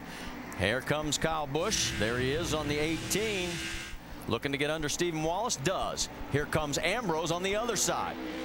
So Stephen going backwards pretty quickly here on the restart. So the top 3 are David Reagan, Kyle Busch, Marcus Ambrose. Those guys have fast cars and they have fresh tires, so that made that work pretty easy for them to get up there. See, Kyle Busch is going to go try to get to the lead right now. Taking it deep, spot. And he's got it, so we have another leader. So Kyle Busch has now led another race. He ties Sam Ard. 19 straight races he has led. He's got to get to the start-finish line to make it legal, but wow, what a record. Yeah, that's pretty amazing. David Reagan has a good car today. Sure. They've had great strategy, and getting him up front like this, Mike Kelly deserves a whole lot of credit, but the 18 car's out front, Dave. And Andy, when you talk to crew chief Jason Ratliff, let's get back to that. 61 in the barrier, guys, up in the S's. Yeah, Matt Carter's gotten a lot of camera time today. Unfortunately, it's usually been when he's in the wrong direction in the wrong place, and that was close. Because that's a blind view coming up over that hill for Fellows. I think for both of them, I'm not sure they saw each other there till the last second. No yellow, as it was local, so we'll stay green.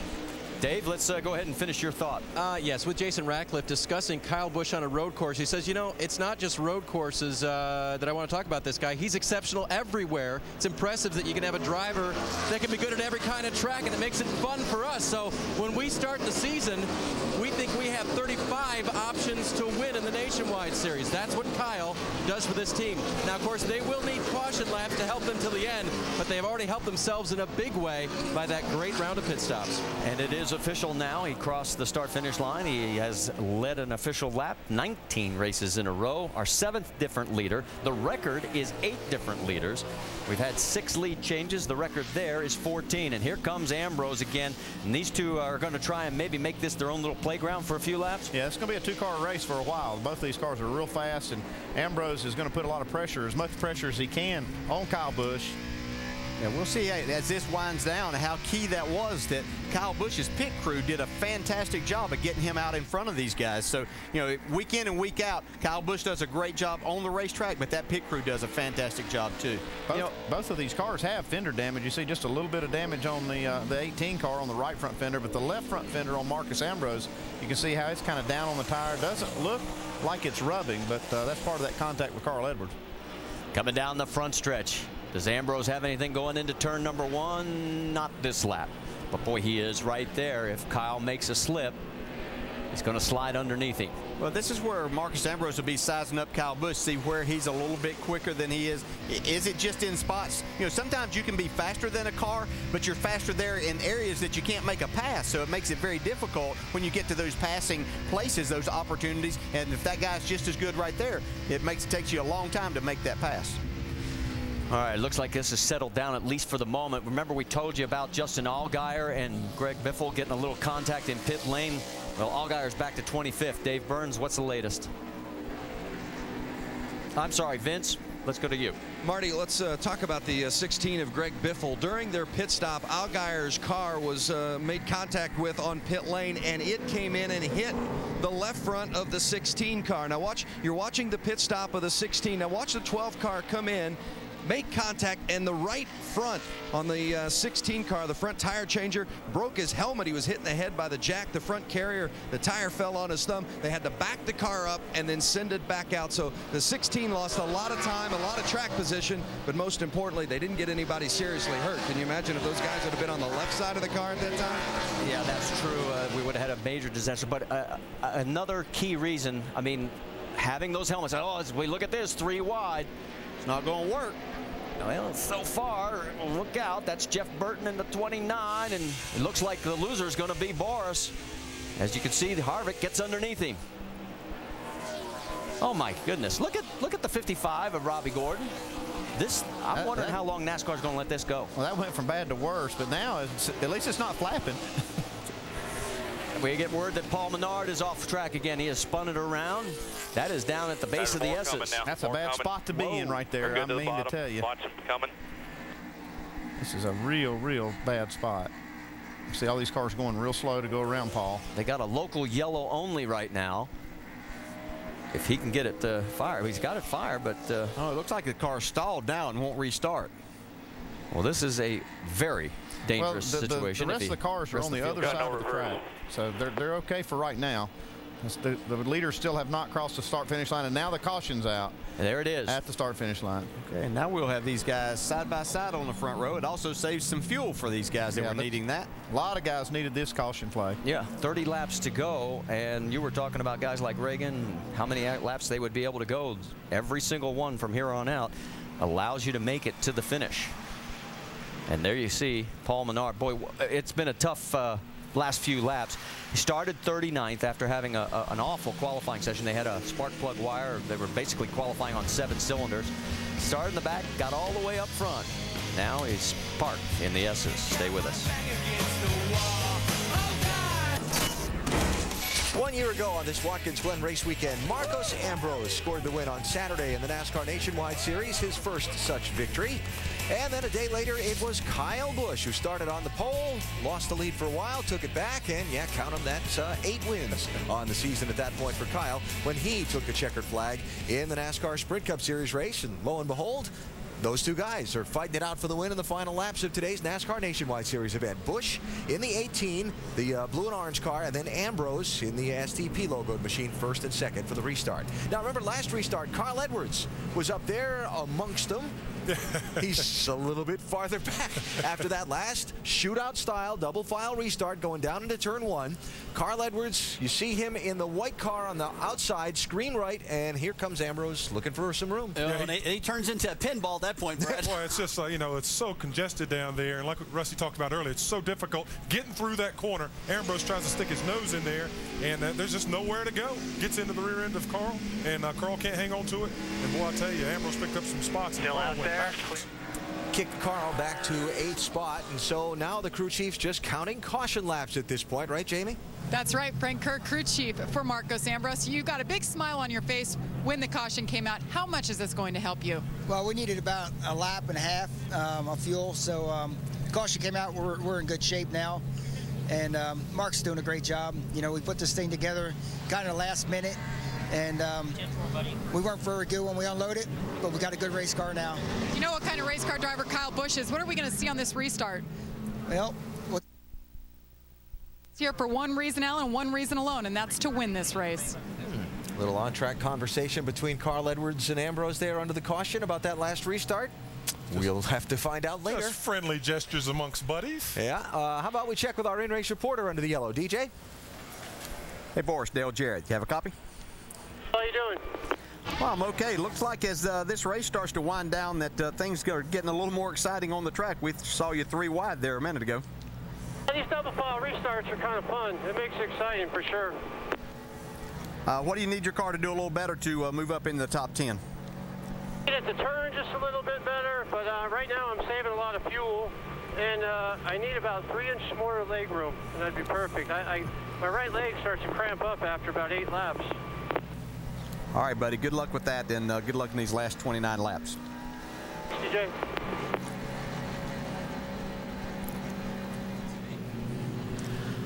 Yeah, well, if you weren't with us for Countdown, he said, I'm driving in the fetal position. And his knees are literally, I mean, they are jammed up in there. They didn't have time to get him all the way from California back to get a seat properly fitted. They moved the pedals as much as they could, but you got to remember, Boris is 6'4". Yeah, that's the thing. He's a big guy, and it's hard to fit him in one of these cars if it's not really built for him. Boy, it's got to be tough, though, if he cramps up right in the middle of a run there. It says after 8 laps, he's starting to have problems, and we still have 29 laps to go.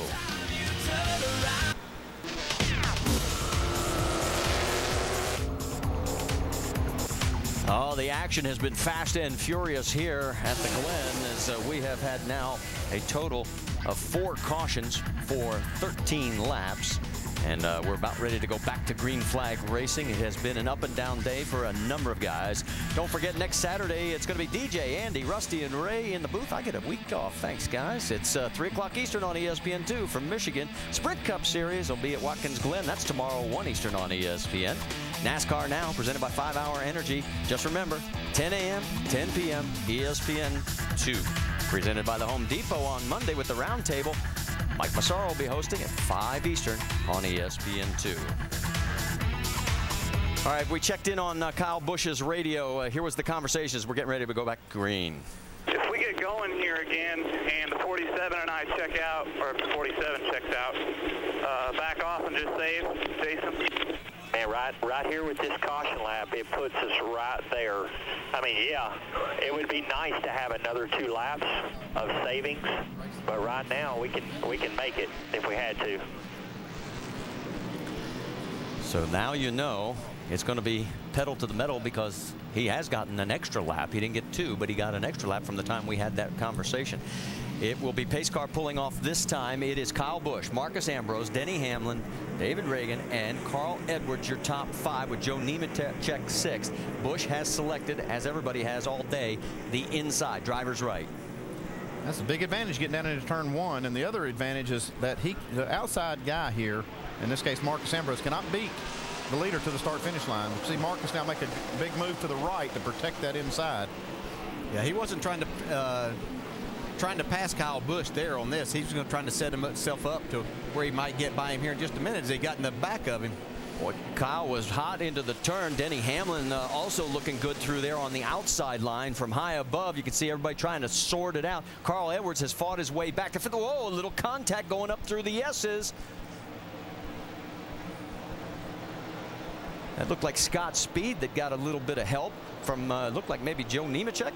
Yeah, Joe Nemechek's the one that's getting the worst of this. He's getting passed all the way up the backstretch. Oh, man, 3 wide for a moment there. There's Robbie Gordon. It's easy to tell his car with that hood. He is right behind Jeff Burton in the 29. There's Kevin Harvick, our first race leader. We've had a total of 7.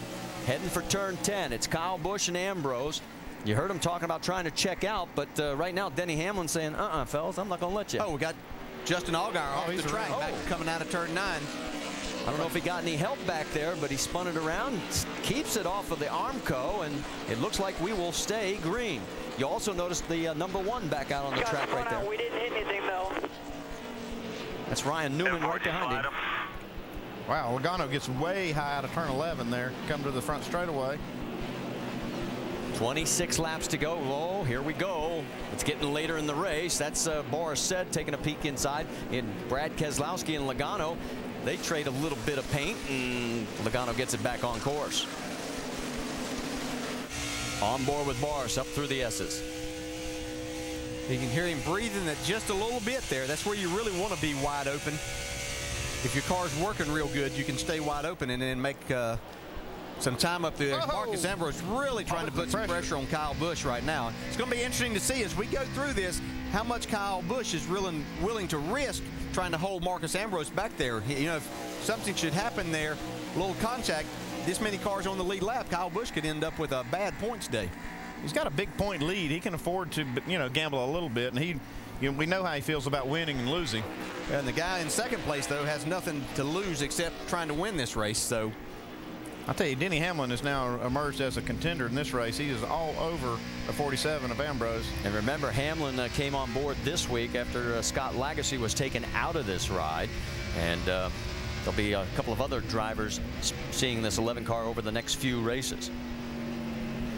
Looking out the back from Marcos. Whoop, he gets it a little wide right there. And you hear him having to breathe. Yeah, around turn 2 there, trying to get up through the S's. Now, you can see, though, with this throttle, he's able to stay wide open. That's key to being able to get a run up through here to, I think the last time that he probably gained a little bit on Kyle Busch, and he was trying to outbrake him into that. Go back just a few moments ago, and that is the last lap. Whoa, Boris, hold on. And he's going to lose a spot to the 16 of Biffle. Yeah, he's lucky he only lost 1 spot there. That car got way out of shape under braking. So move Biffle up to 13th, Boris back to 14th. Back to the leaders, and there they come through turn number 10. And Kyle has opened up a little bit of a gap now. That's about what a half a second looks like here on the racetrack. Where he got that lead was in the bus stop a lap and a half ago when it looked like Marcus Ambrose was going to try to make a move and got a little out of shape. See how long it takes to make up just a little bit of ground when it's this competitive. Let's get an update on Denny Hamlin. Shannon? Guys, this is the first of 2 scheduled races for Denny Hamlin in this 11 car. While the balance and the handling of the car has been pretty good all day, Denny Hamlin says he's been battling power issues.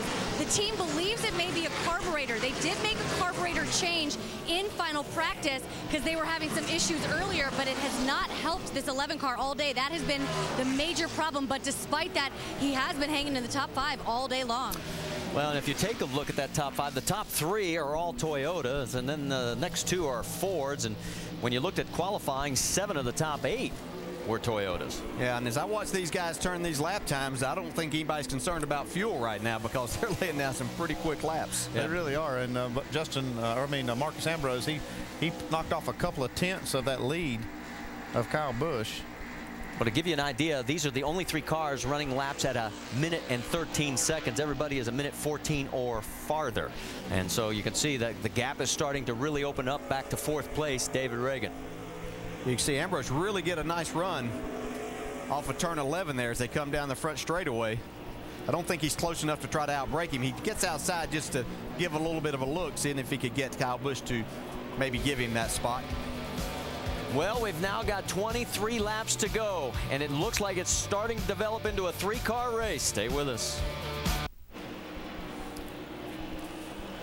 21 laps remaining here in the Zippo 200 at Watkins Glen, and this is turned in now to a 2-car battle as the 47 of Marcus Ambrose is all over Kyle Busch, but he can't quite seal the deal.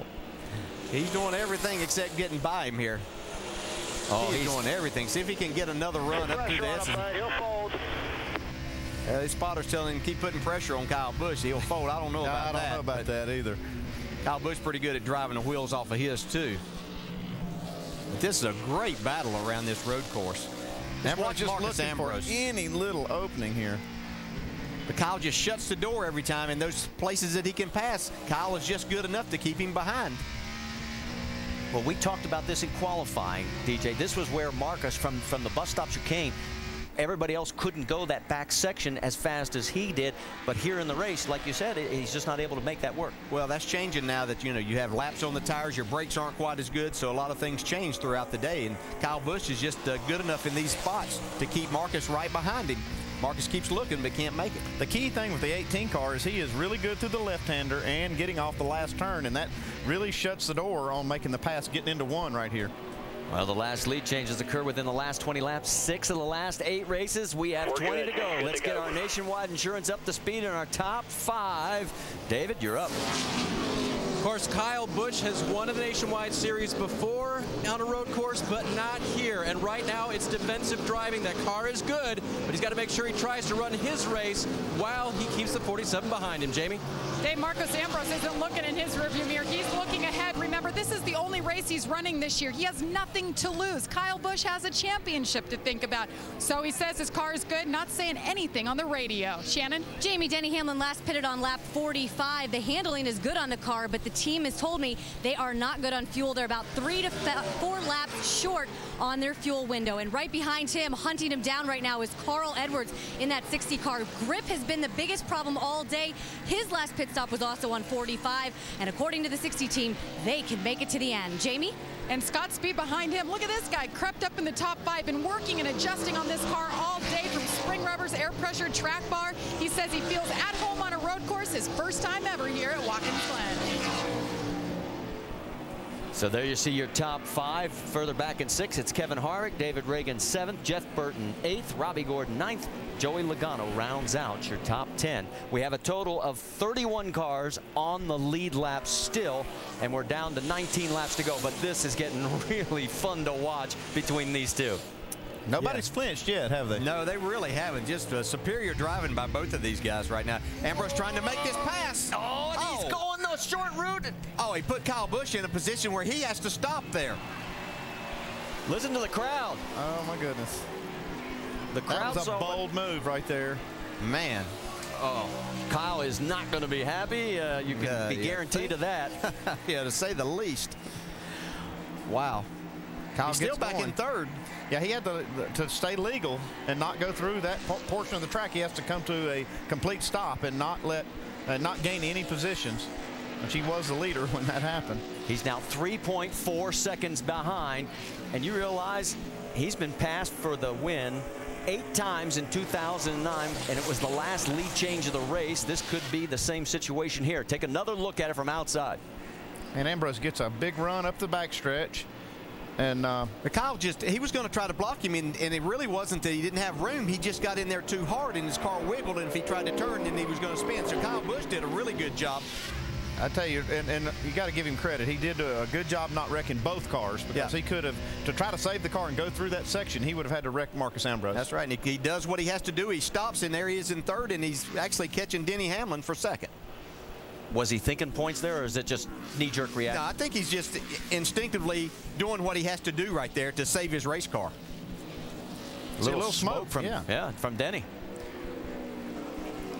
And if he knew what we knew, that the 11 car is going to be about 3 laps short, he wouldn't be worried about him too much right at this point. This is from Ambrose. This is just a bold move right here. Wow. Really bold. Ambrose basically went all the way over that curve. Clear all the way out. Making contact. Well, that's our 7th lead change, and Marcus Ambrose now has opened up a 4-second lead over Denny Hamlin. Oh, and Robbie Gordon has problems through the chicane. He blows through as he's got a flat right front. It's going to be, this is going to put a lot of debris on the track. It's going to be really hard for him to get back to the pit area without having another caution here. And he could could have a caution, and you can see Kyle Busch has taken that 2nd spot away now. That all happened while we were watching Robbie, and he is set sail. Caution. Now the caution's out. Side-by-side start. Oh, is this going to get interesting? Kyle will get one more shot. At least one more. Yeah, at least. As we are now under our 5th caution because of this problem with Robbie Gordon with a ton of debris getting scattered all over. And I'm trying to figure out how he lost that right front tire. Well, when you look at all that damage on the car, he's had a lot of damage to the right front, up there on the hood a couple of times. It finally rubbed a hole in that tire. And this is going to take a while to clean up. Here's the see replay. right here down into turn 1. Oh, Yeah, okay. there we go. Some more contact. So that's where it all started. And then by the end of the, yeah, right there. Look out. Look at the photographers there. They're saying, wait a minute, you're not supposed to be over here. It's been a tough day for Robbie. Had a good car, too. Running in the top 5 most of the day despite all of the problems. Here he has made it back to pit road, but in the process, he has left half of the race car out on the track, it seems like, in debris. Right here, slow down, slow down, slow down. Yeah, look at all this stuff. Now that is like turn number 10, and you saw where this all started, back through the S's. Yeah, you got to be careful not to run through this. Because nobody wants to make a pit stop. They all want to stay out. Well, this is obviously going to take some time to clean up, and we still have 16 laps to go. Wow, that is hot.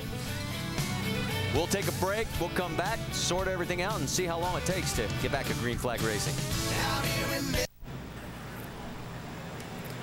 Got a few interesting things going on here at Watkins Glen International. 16 laps to go in today's NASCAR Nationwide Series race. Marcos Ambrose is the leader. Let's first start with the cause upon further review of this most recent yellow flag when Robbie Gordon was dropping debris around the racetrack. Robbie and Joey Logano in a pretty heated race for 10th spot. Yeah, it looks like they're mad at each other. Take a look at Robbie. Drives him down to the inside of the track. Gives him a little love tap right there. Hey, it looks like Joey was racing him real hard coming off the corner. Robbie got sideways, and he thought Joey was responsible for some reason. Gets down here, takes a shot at Joey's left rear, and looks like he was trying to turn him around a little bit there. Rusty, what do you think? Well, I don't know. I know Robbie's been hot the last couple of weeks. Him and David Strummy last week at Pocono, and him and Joey Logano now. I think they need a little recess. Well, yeah, and he gets the worst for wear, you know, blowing out that right front tire and tears up his race car.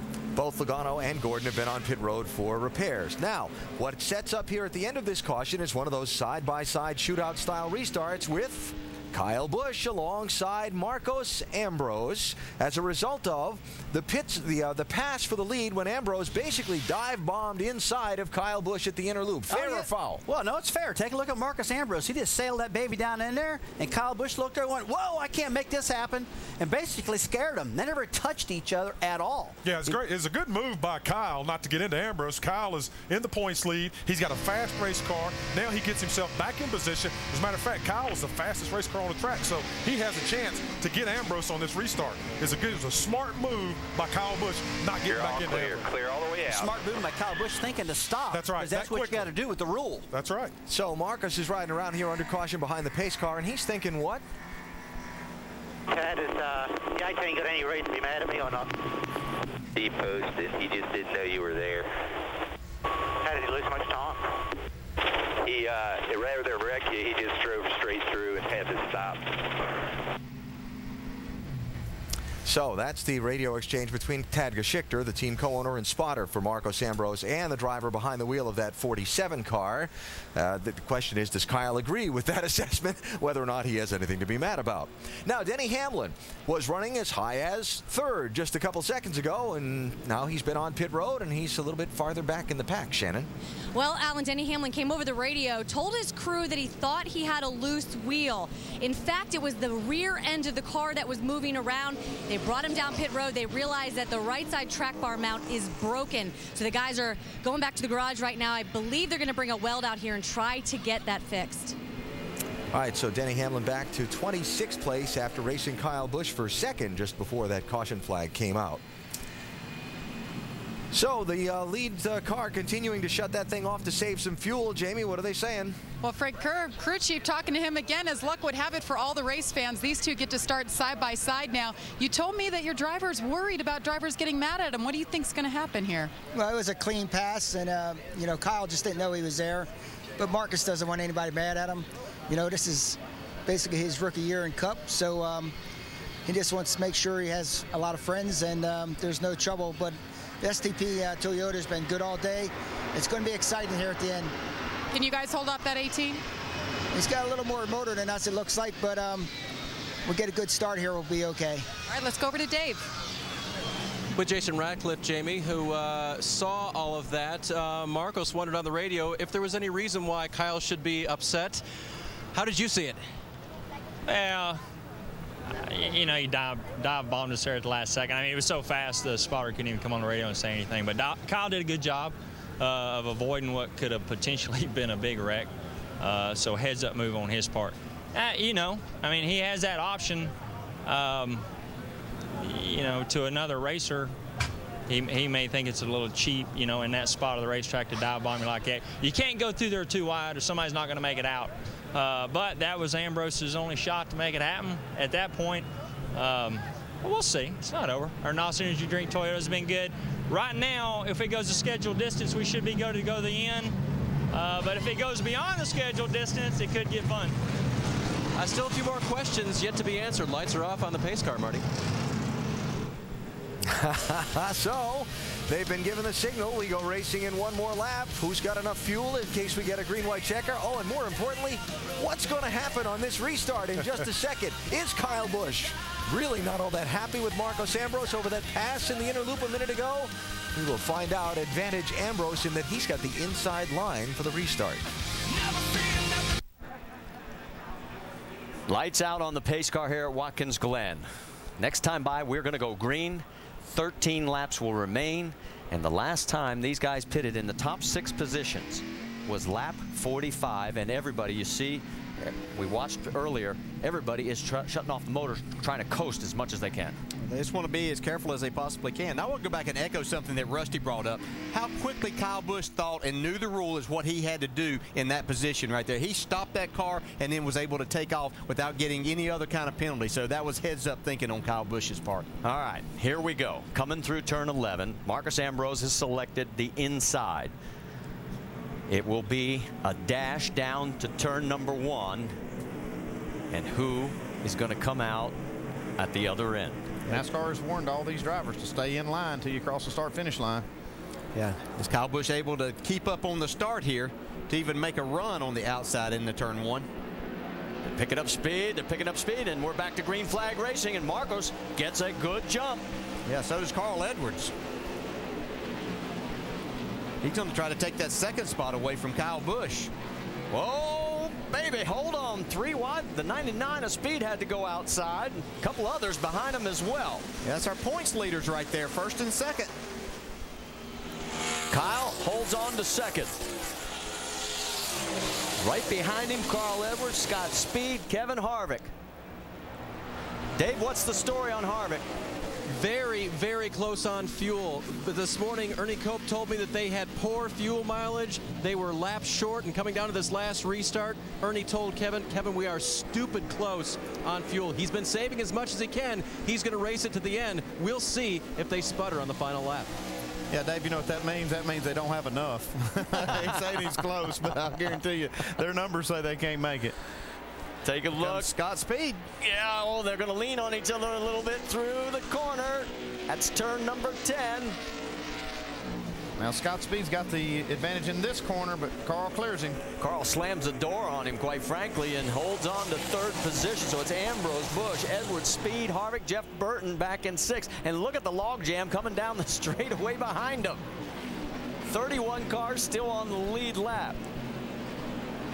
That's Boris Said lighting up the hides. Yeah, he's got a tire rub on that left front. It's going to cause him a problem. Oh, Joe Nemechek going to go the high side. And there's Jason Leffler. First time we've seen Jason. Boy, give this team a tip of the hat. They're up to 15th after that huge crash just yesterday.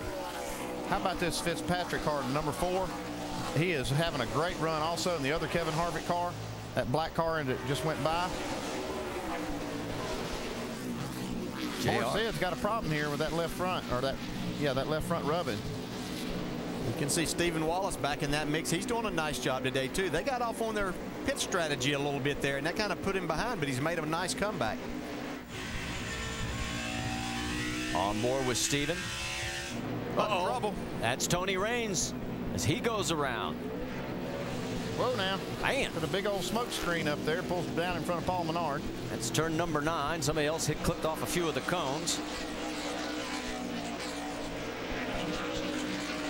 And let's check in on Robbie Gordon. Remember, he was not happy with Joey Logano and basically instigated some contact.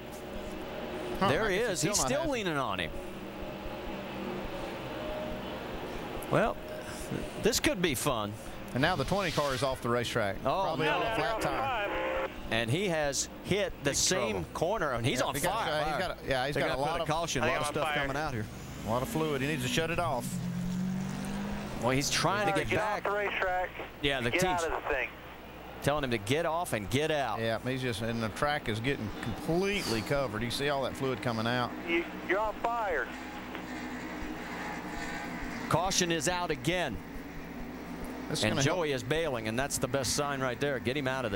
It's going to help all the cars that need some more caution laps, like Kevin Harvick.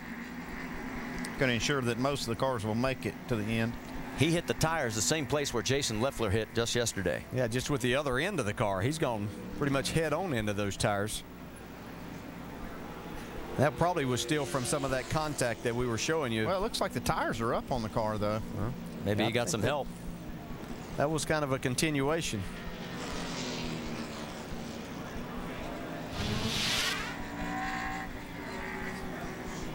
Well, there's the end result. We don't have exactly how it started. Well, where we showed those guys arguing about that space up there was in the chicane inner loop part of the racetrack at the bus stop there, and this was coming out of there. So we can only speculate, but you got to think that something along those lines took place. I have a feeling. I don't think he just drove off the racetrack into those tires. I have a feeling Joey and Robbie will not be sharing dinner tonight.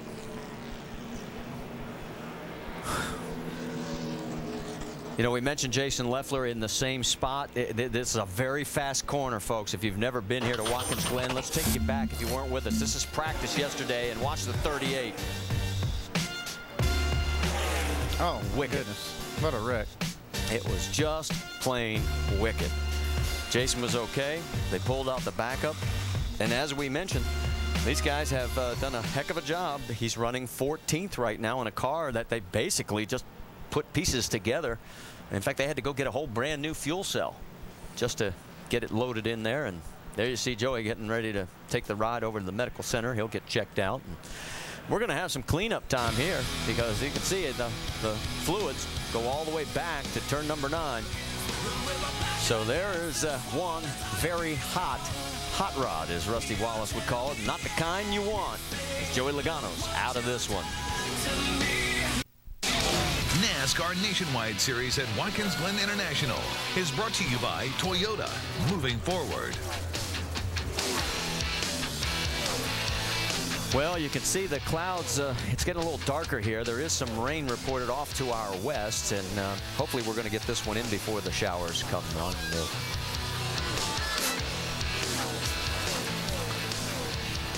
This one was brought out by Joey Logano. And that was Robbie Gordon. He got the free pass, so he'll get back on the lead lap. That'll give us 29 cars on the lead lap. And there's your race leader. Let's go back and take another examination of Joey Logano's situation. Take a look on the left side of your screen. Oh, that's contact right there with the 55 car. Wow. That's a bad place to put somebody off there, too. And there you watch this car hit down here. Joey had got it slowed down quite a bit. Still a lot of damage. Yeah, and then this is when the lines broke and it caught on fire, and pit crew's telling him stop and get out. And there is Robbie Gordon.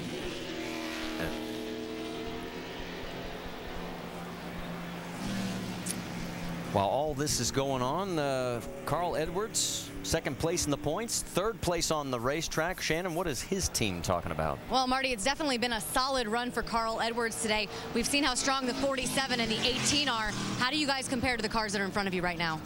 Yeah, we're probably a little bit off from where they're at, but, you know, we've been working on this thing all day, and, you know, we'll see what happens. 47 and 18 been racing hard, so, you know, I don't know where they're at on their fuel and all that stuff. I think everybody's good right now, but you never know what's going to happen here. Absolutely. You never know what's going to happen in Watkins Glen. Jamie? Well, the 99 of Scott Speed has come to life, and it's because of this man, Jerry Baxter. Hey, we're talking about the front runners. What about you guys? Can you throw something into this program?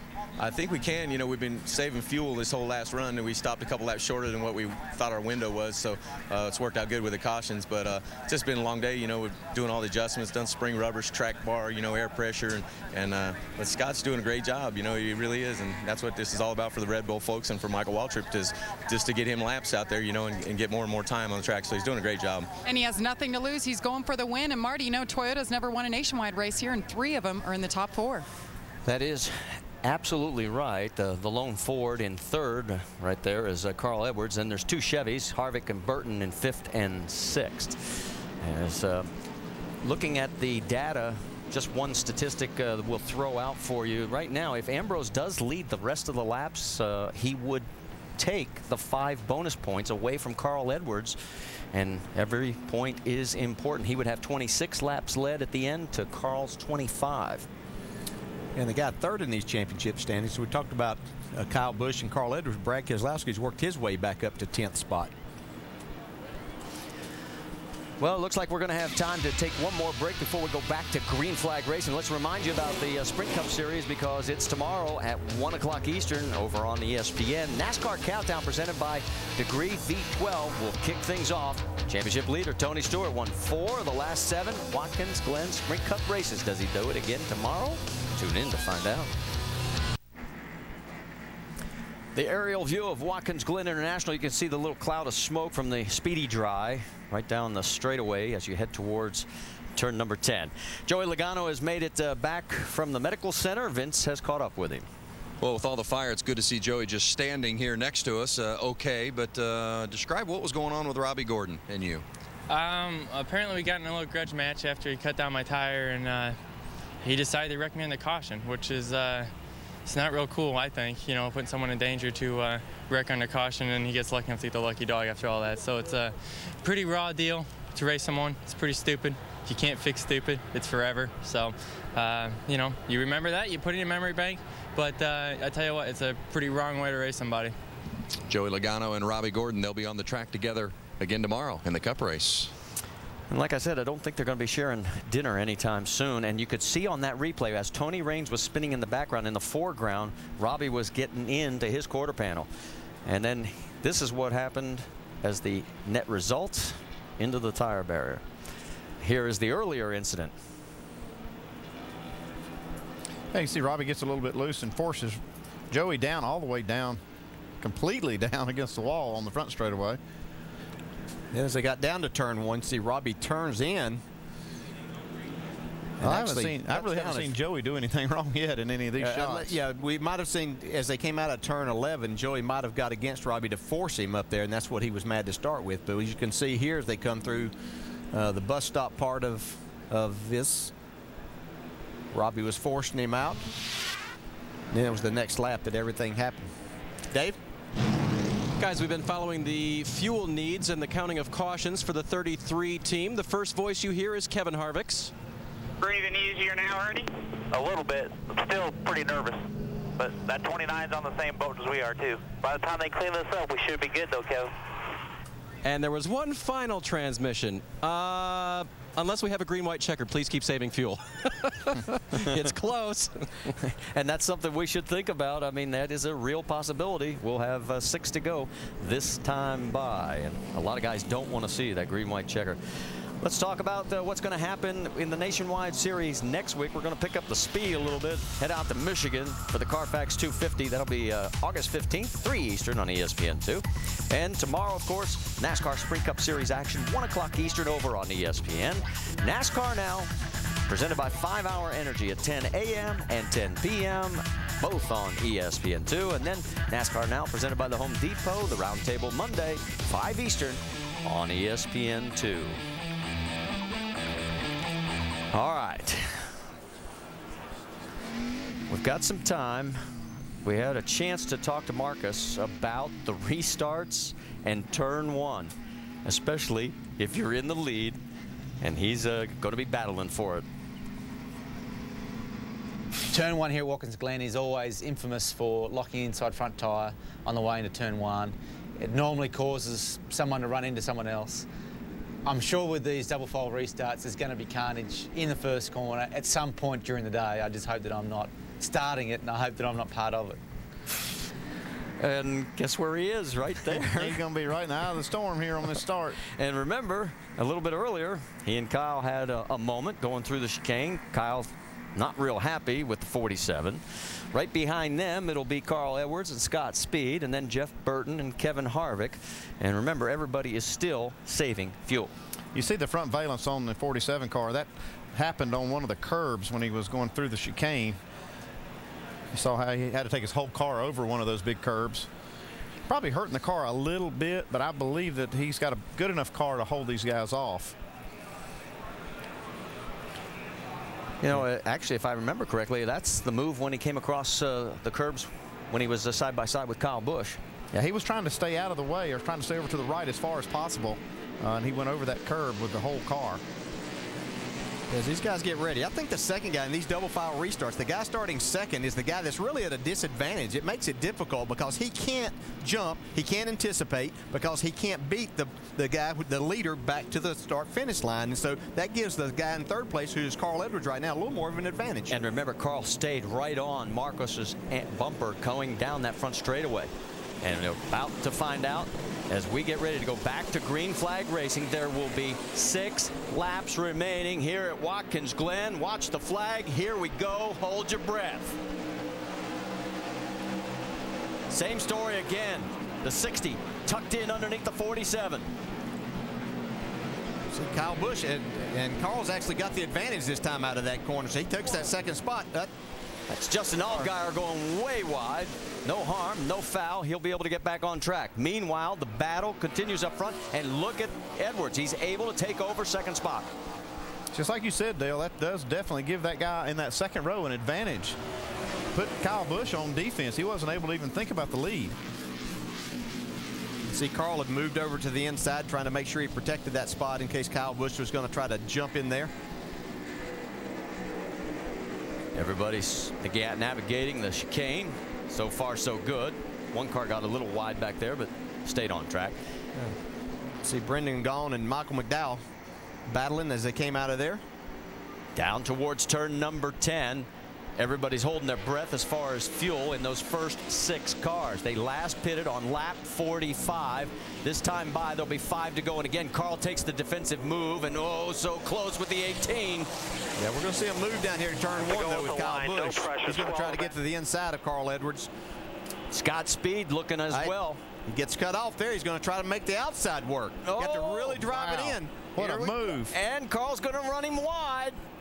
Yeah. Look out. He's still there. Oh, heading up through the S's. Here we go. Side by side. There's not a lot of room through here. Kyle Busch got him. Wow. What a move. So put Get Kyle back in the championship. Did it last year, too. You're clear by 2. I tell you what, that's a man that just not afraid to throw his car out there and have confidence in his ability and his race car. He was not in the preferred line in either one of those corners. No. In turn 1 or turn 2, and still made it work. And the guy who loves it most is Marcus Ambrose, because while those two were fighting it out, look at what happens. He's able to open up almost a full second lead. But now there's nobody between Kyle Busch and Marcus Ambrose, and there's only 5 laps to go. Less than that when we get to the stripe. Be 4 to go when they get back. Carl's got his hands full. Whoa, contact. That is the 62. As you've got Brendan Gaughan and the 26 and Michael McDowell having a little bit of contact through turn 9. They were having a disagreement over space a while ago. It looked like it continued on. But they're back going. No caution. There's some damage on the left front of the 62 of Gaughan. Carl Edwards is under attack up front from Scott Speed. I believe Edwards might have some damage or something wrong. Whoa. Speed really slowed down some. Has the inside line heading up through the S's. Now it's Carl's turn with the inside on the left-hander. He regains the spot. Yeah, it didn't look like anything was wrong there. You can go that fast and make that move.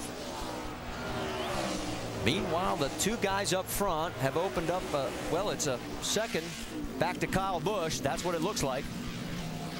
And then a little bit further back to third. Let's go back in the last lap right through this section. Take a look. Yep, there is, the 62 gets turned. And then the 26, and then there's second contact.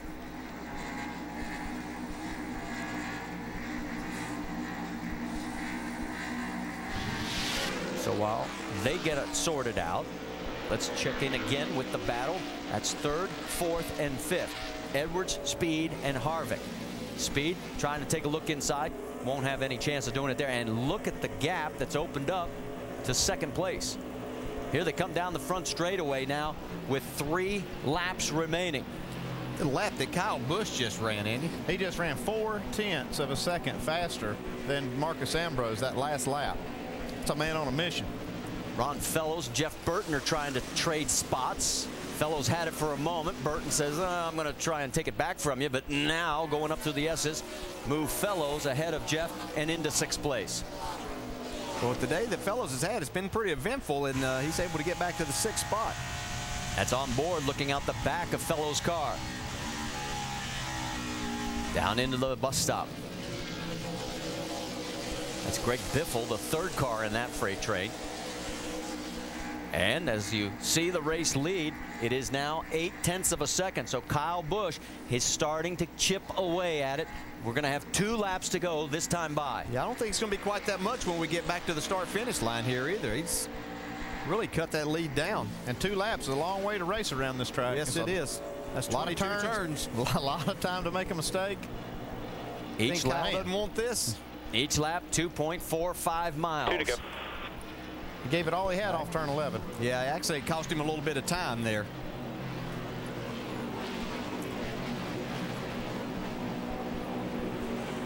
While these guys try and figure out what's happening back a little further, and you can see the gap now is back to 1.1 seconds. Let's go back to that exciting moment when we had the sequence coming up through the S's. This is probably the best pass I've ever seen through this section of this track. Runs him off the track in that corner. He comes back on and still does not have the preferred line through turn 2 and still makes the pass. Wow. Say what you want. The driver of that 18 can handle the wheel. Right now, he's got to find something and find it fast. It's 1.1 second the difference. Yeah, and you know, last week he said, you know, he really wasn't that impressed with that record that he's tied about finishing 1st or 2nd, but that was a pass that told me that, yeah, he does something to prove. You know, he does really care about that because he's up in that 2nd spot again. You know, the last few laps we've had so much of the attention up front. White flagging. As we get the white flag, we'll let you know the best. One more, bud. One more. The best nationwide only driver, Brad Keselowski, right now in 10th. And it's right now, as we're looking a little bit further back, Kevin Harvick taking a peek. No, he's not going to be able to do anything with the 99 on this corner. Yeah, talk about a couple other guys that are going to come back from Keselowski back there. Joe Nemechek's had a great day. He's in 11th, and J.R. Fitzpatrick back in 12th. 2 guys really having good runs. Right now, it's all about Marcus Ambrose, though. It looks like he's going to win here for the 2nd year in a row through the bus stop chicane. Kyle just doesn't have enough for him. It's going to take a mistake by Marcus. He hadn't made any, so that's hard to believe he's going to make one here in these next couple of turns. Just following up with what he did last year and putting himself in a position to win both races this weekend, guys. Yeah, he's got a great cup car, too. We got it, boys. Don't celebrate too soon. You still got 2 corners to go. Oh, Nemechek goes These around. These are 2 guys we were talking about having great runs, too. Coming through turn number 11, the final time for the 2nd year in a row. Kangaroo meet. You are the man. Marcus. You are the man. Ambrose wins. Is that it? You sure it's it? Proud to work with the best in the world, man.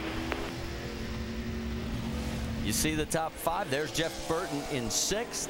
All the way through Biffle, Reagan, Brad Keselowski, Scott Speed. We can tell you he had to stop. He blew the chicane, so that's why he fell back on that last lap. We didn't get a chance to see that. And Kyle goes on past. I don't know. I didn't see if there was any words exchanged or. I don't know if there were. I doubt it was congratulations if it was. I don't think Marcus Ambrose too much cares at this point. Absolutely not. He won the race, did a great job of driving that car all day long. He's dialing that brake balance over there. See his right hand. He's getting ready for his burnout. He's taking all the rear brake out of it so he can spin those rear tires. I'll do a burnout on that with his motor. Yeah, go ahead. Yeah. That wasn't a real enthusiastic yeah. Yeah, that was the owner. That's why. All right, here's the moment of Kyle coming by. Let's see if there was anything happening. Hang on a minute. Oh, yeah. Yeah, that's Kyle saying, I still don't like what you did.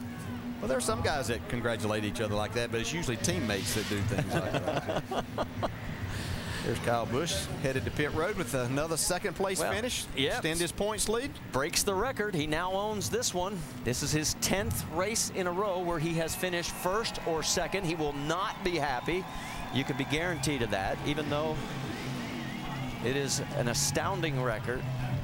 And a great drive today by Kyle Busch to bring it home second. This was the best car all day. Nice That was, catch. how about that throw? Oh, Man, this is his week right here. Tell you what. Got everything going. Uh-oh. He's got to fire the engine again. He gets her going now. Not only can he drive, he can catch. Oh, don't get too close. No, don't go one more. Oh, he's going to get one more, Mike. Oh. Oops. Well, he won't need that one until next year anyway. Or maybe a few weeks. Oh, let's go celebrate. Jamie? Wow, precision driving all the way around. Frank Kerr, you guys get your first win together. Frank, you said that 18 had a better motor. How did your driver in this team pull through and get the win? Well, we got a really good restart there, and we were going through the corner better. You know, we put this thing together at the last minute, really, and built this car in a matter of days. And, you know, we unloaded. You saw we weren't very good, but everybody got together and struggled hard, and we just worked our butts off. And what can I say? Thanks to STP coming on board for this, and I mean, Tad and Jody and Brad. I mean, you know, they're great people, you know, and I'm just glad that I can do this for them. And this is quite a win for us, to be honest. And maybe we can do 2 in a row tomorrow. Congratulations. Let's go to Dave with second place. And that is Kyle Busch has climbed out of the car now. Kyle, dirty driving or just aggressive from Marcos Ambrose today? Well, I think it was a little aggressive getting in the bus stop, but you got to do what you got to do to win. But I felt like it was a really, really late move, and if I would have went through there with him, I would have wrecked. So I had to do what I had to do to preserve my car and save myself. So we had the second best car today. I was trying to hold him off, but just didn't have enough to do it, unfortunately. Can you talk about that moment when you saw him out of your peripheral vision going into the bus stop? I never saw him. I heard him, and I heard him in the grass or wherever the hell he was. I don't know where he was, and I had to turn left. I couldn't keep going through the bus stop. All right, Kyle finished his second today. Shannon? Well, guys, it's a 15th top 5 finish for Carl Edwards and this 60 team. Tell me about your race today, and tell me about that great racing we saw between you and the 18. Yeah, that was wild. I mean, I was just fighting them off. I mean, our Save-A-Lot Fusion, my guys did a great job with strategy. They did wonderfully on pit road, but we just weren't fast. I wasn't fast. I tried everything I could, and I thought, well, I'm going to have a good race here with the 18. Maybe we can finish second. And he got to the outside of me and still motored by, and those guys checked out. And then I had a great race with Scott Speed.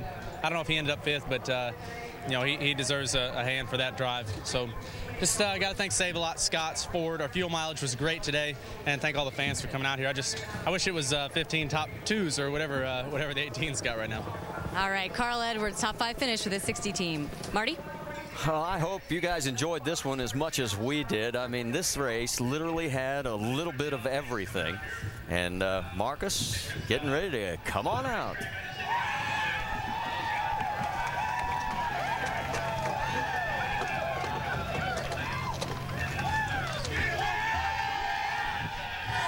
And let's go celebrate, Jamie. Celebration, Marty. All these Australian fans are here yelling for their man, Marcos Ambrose.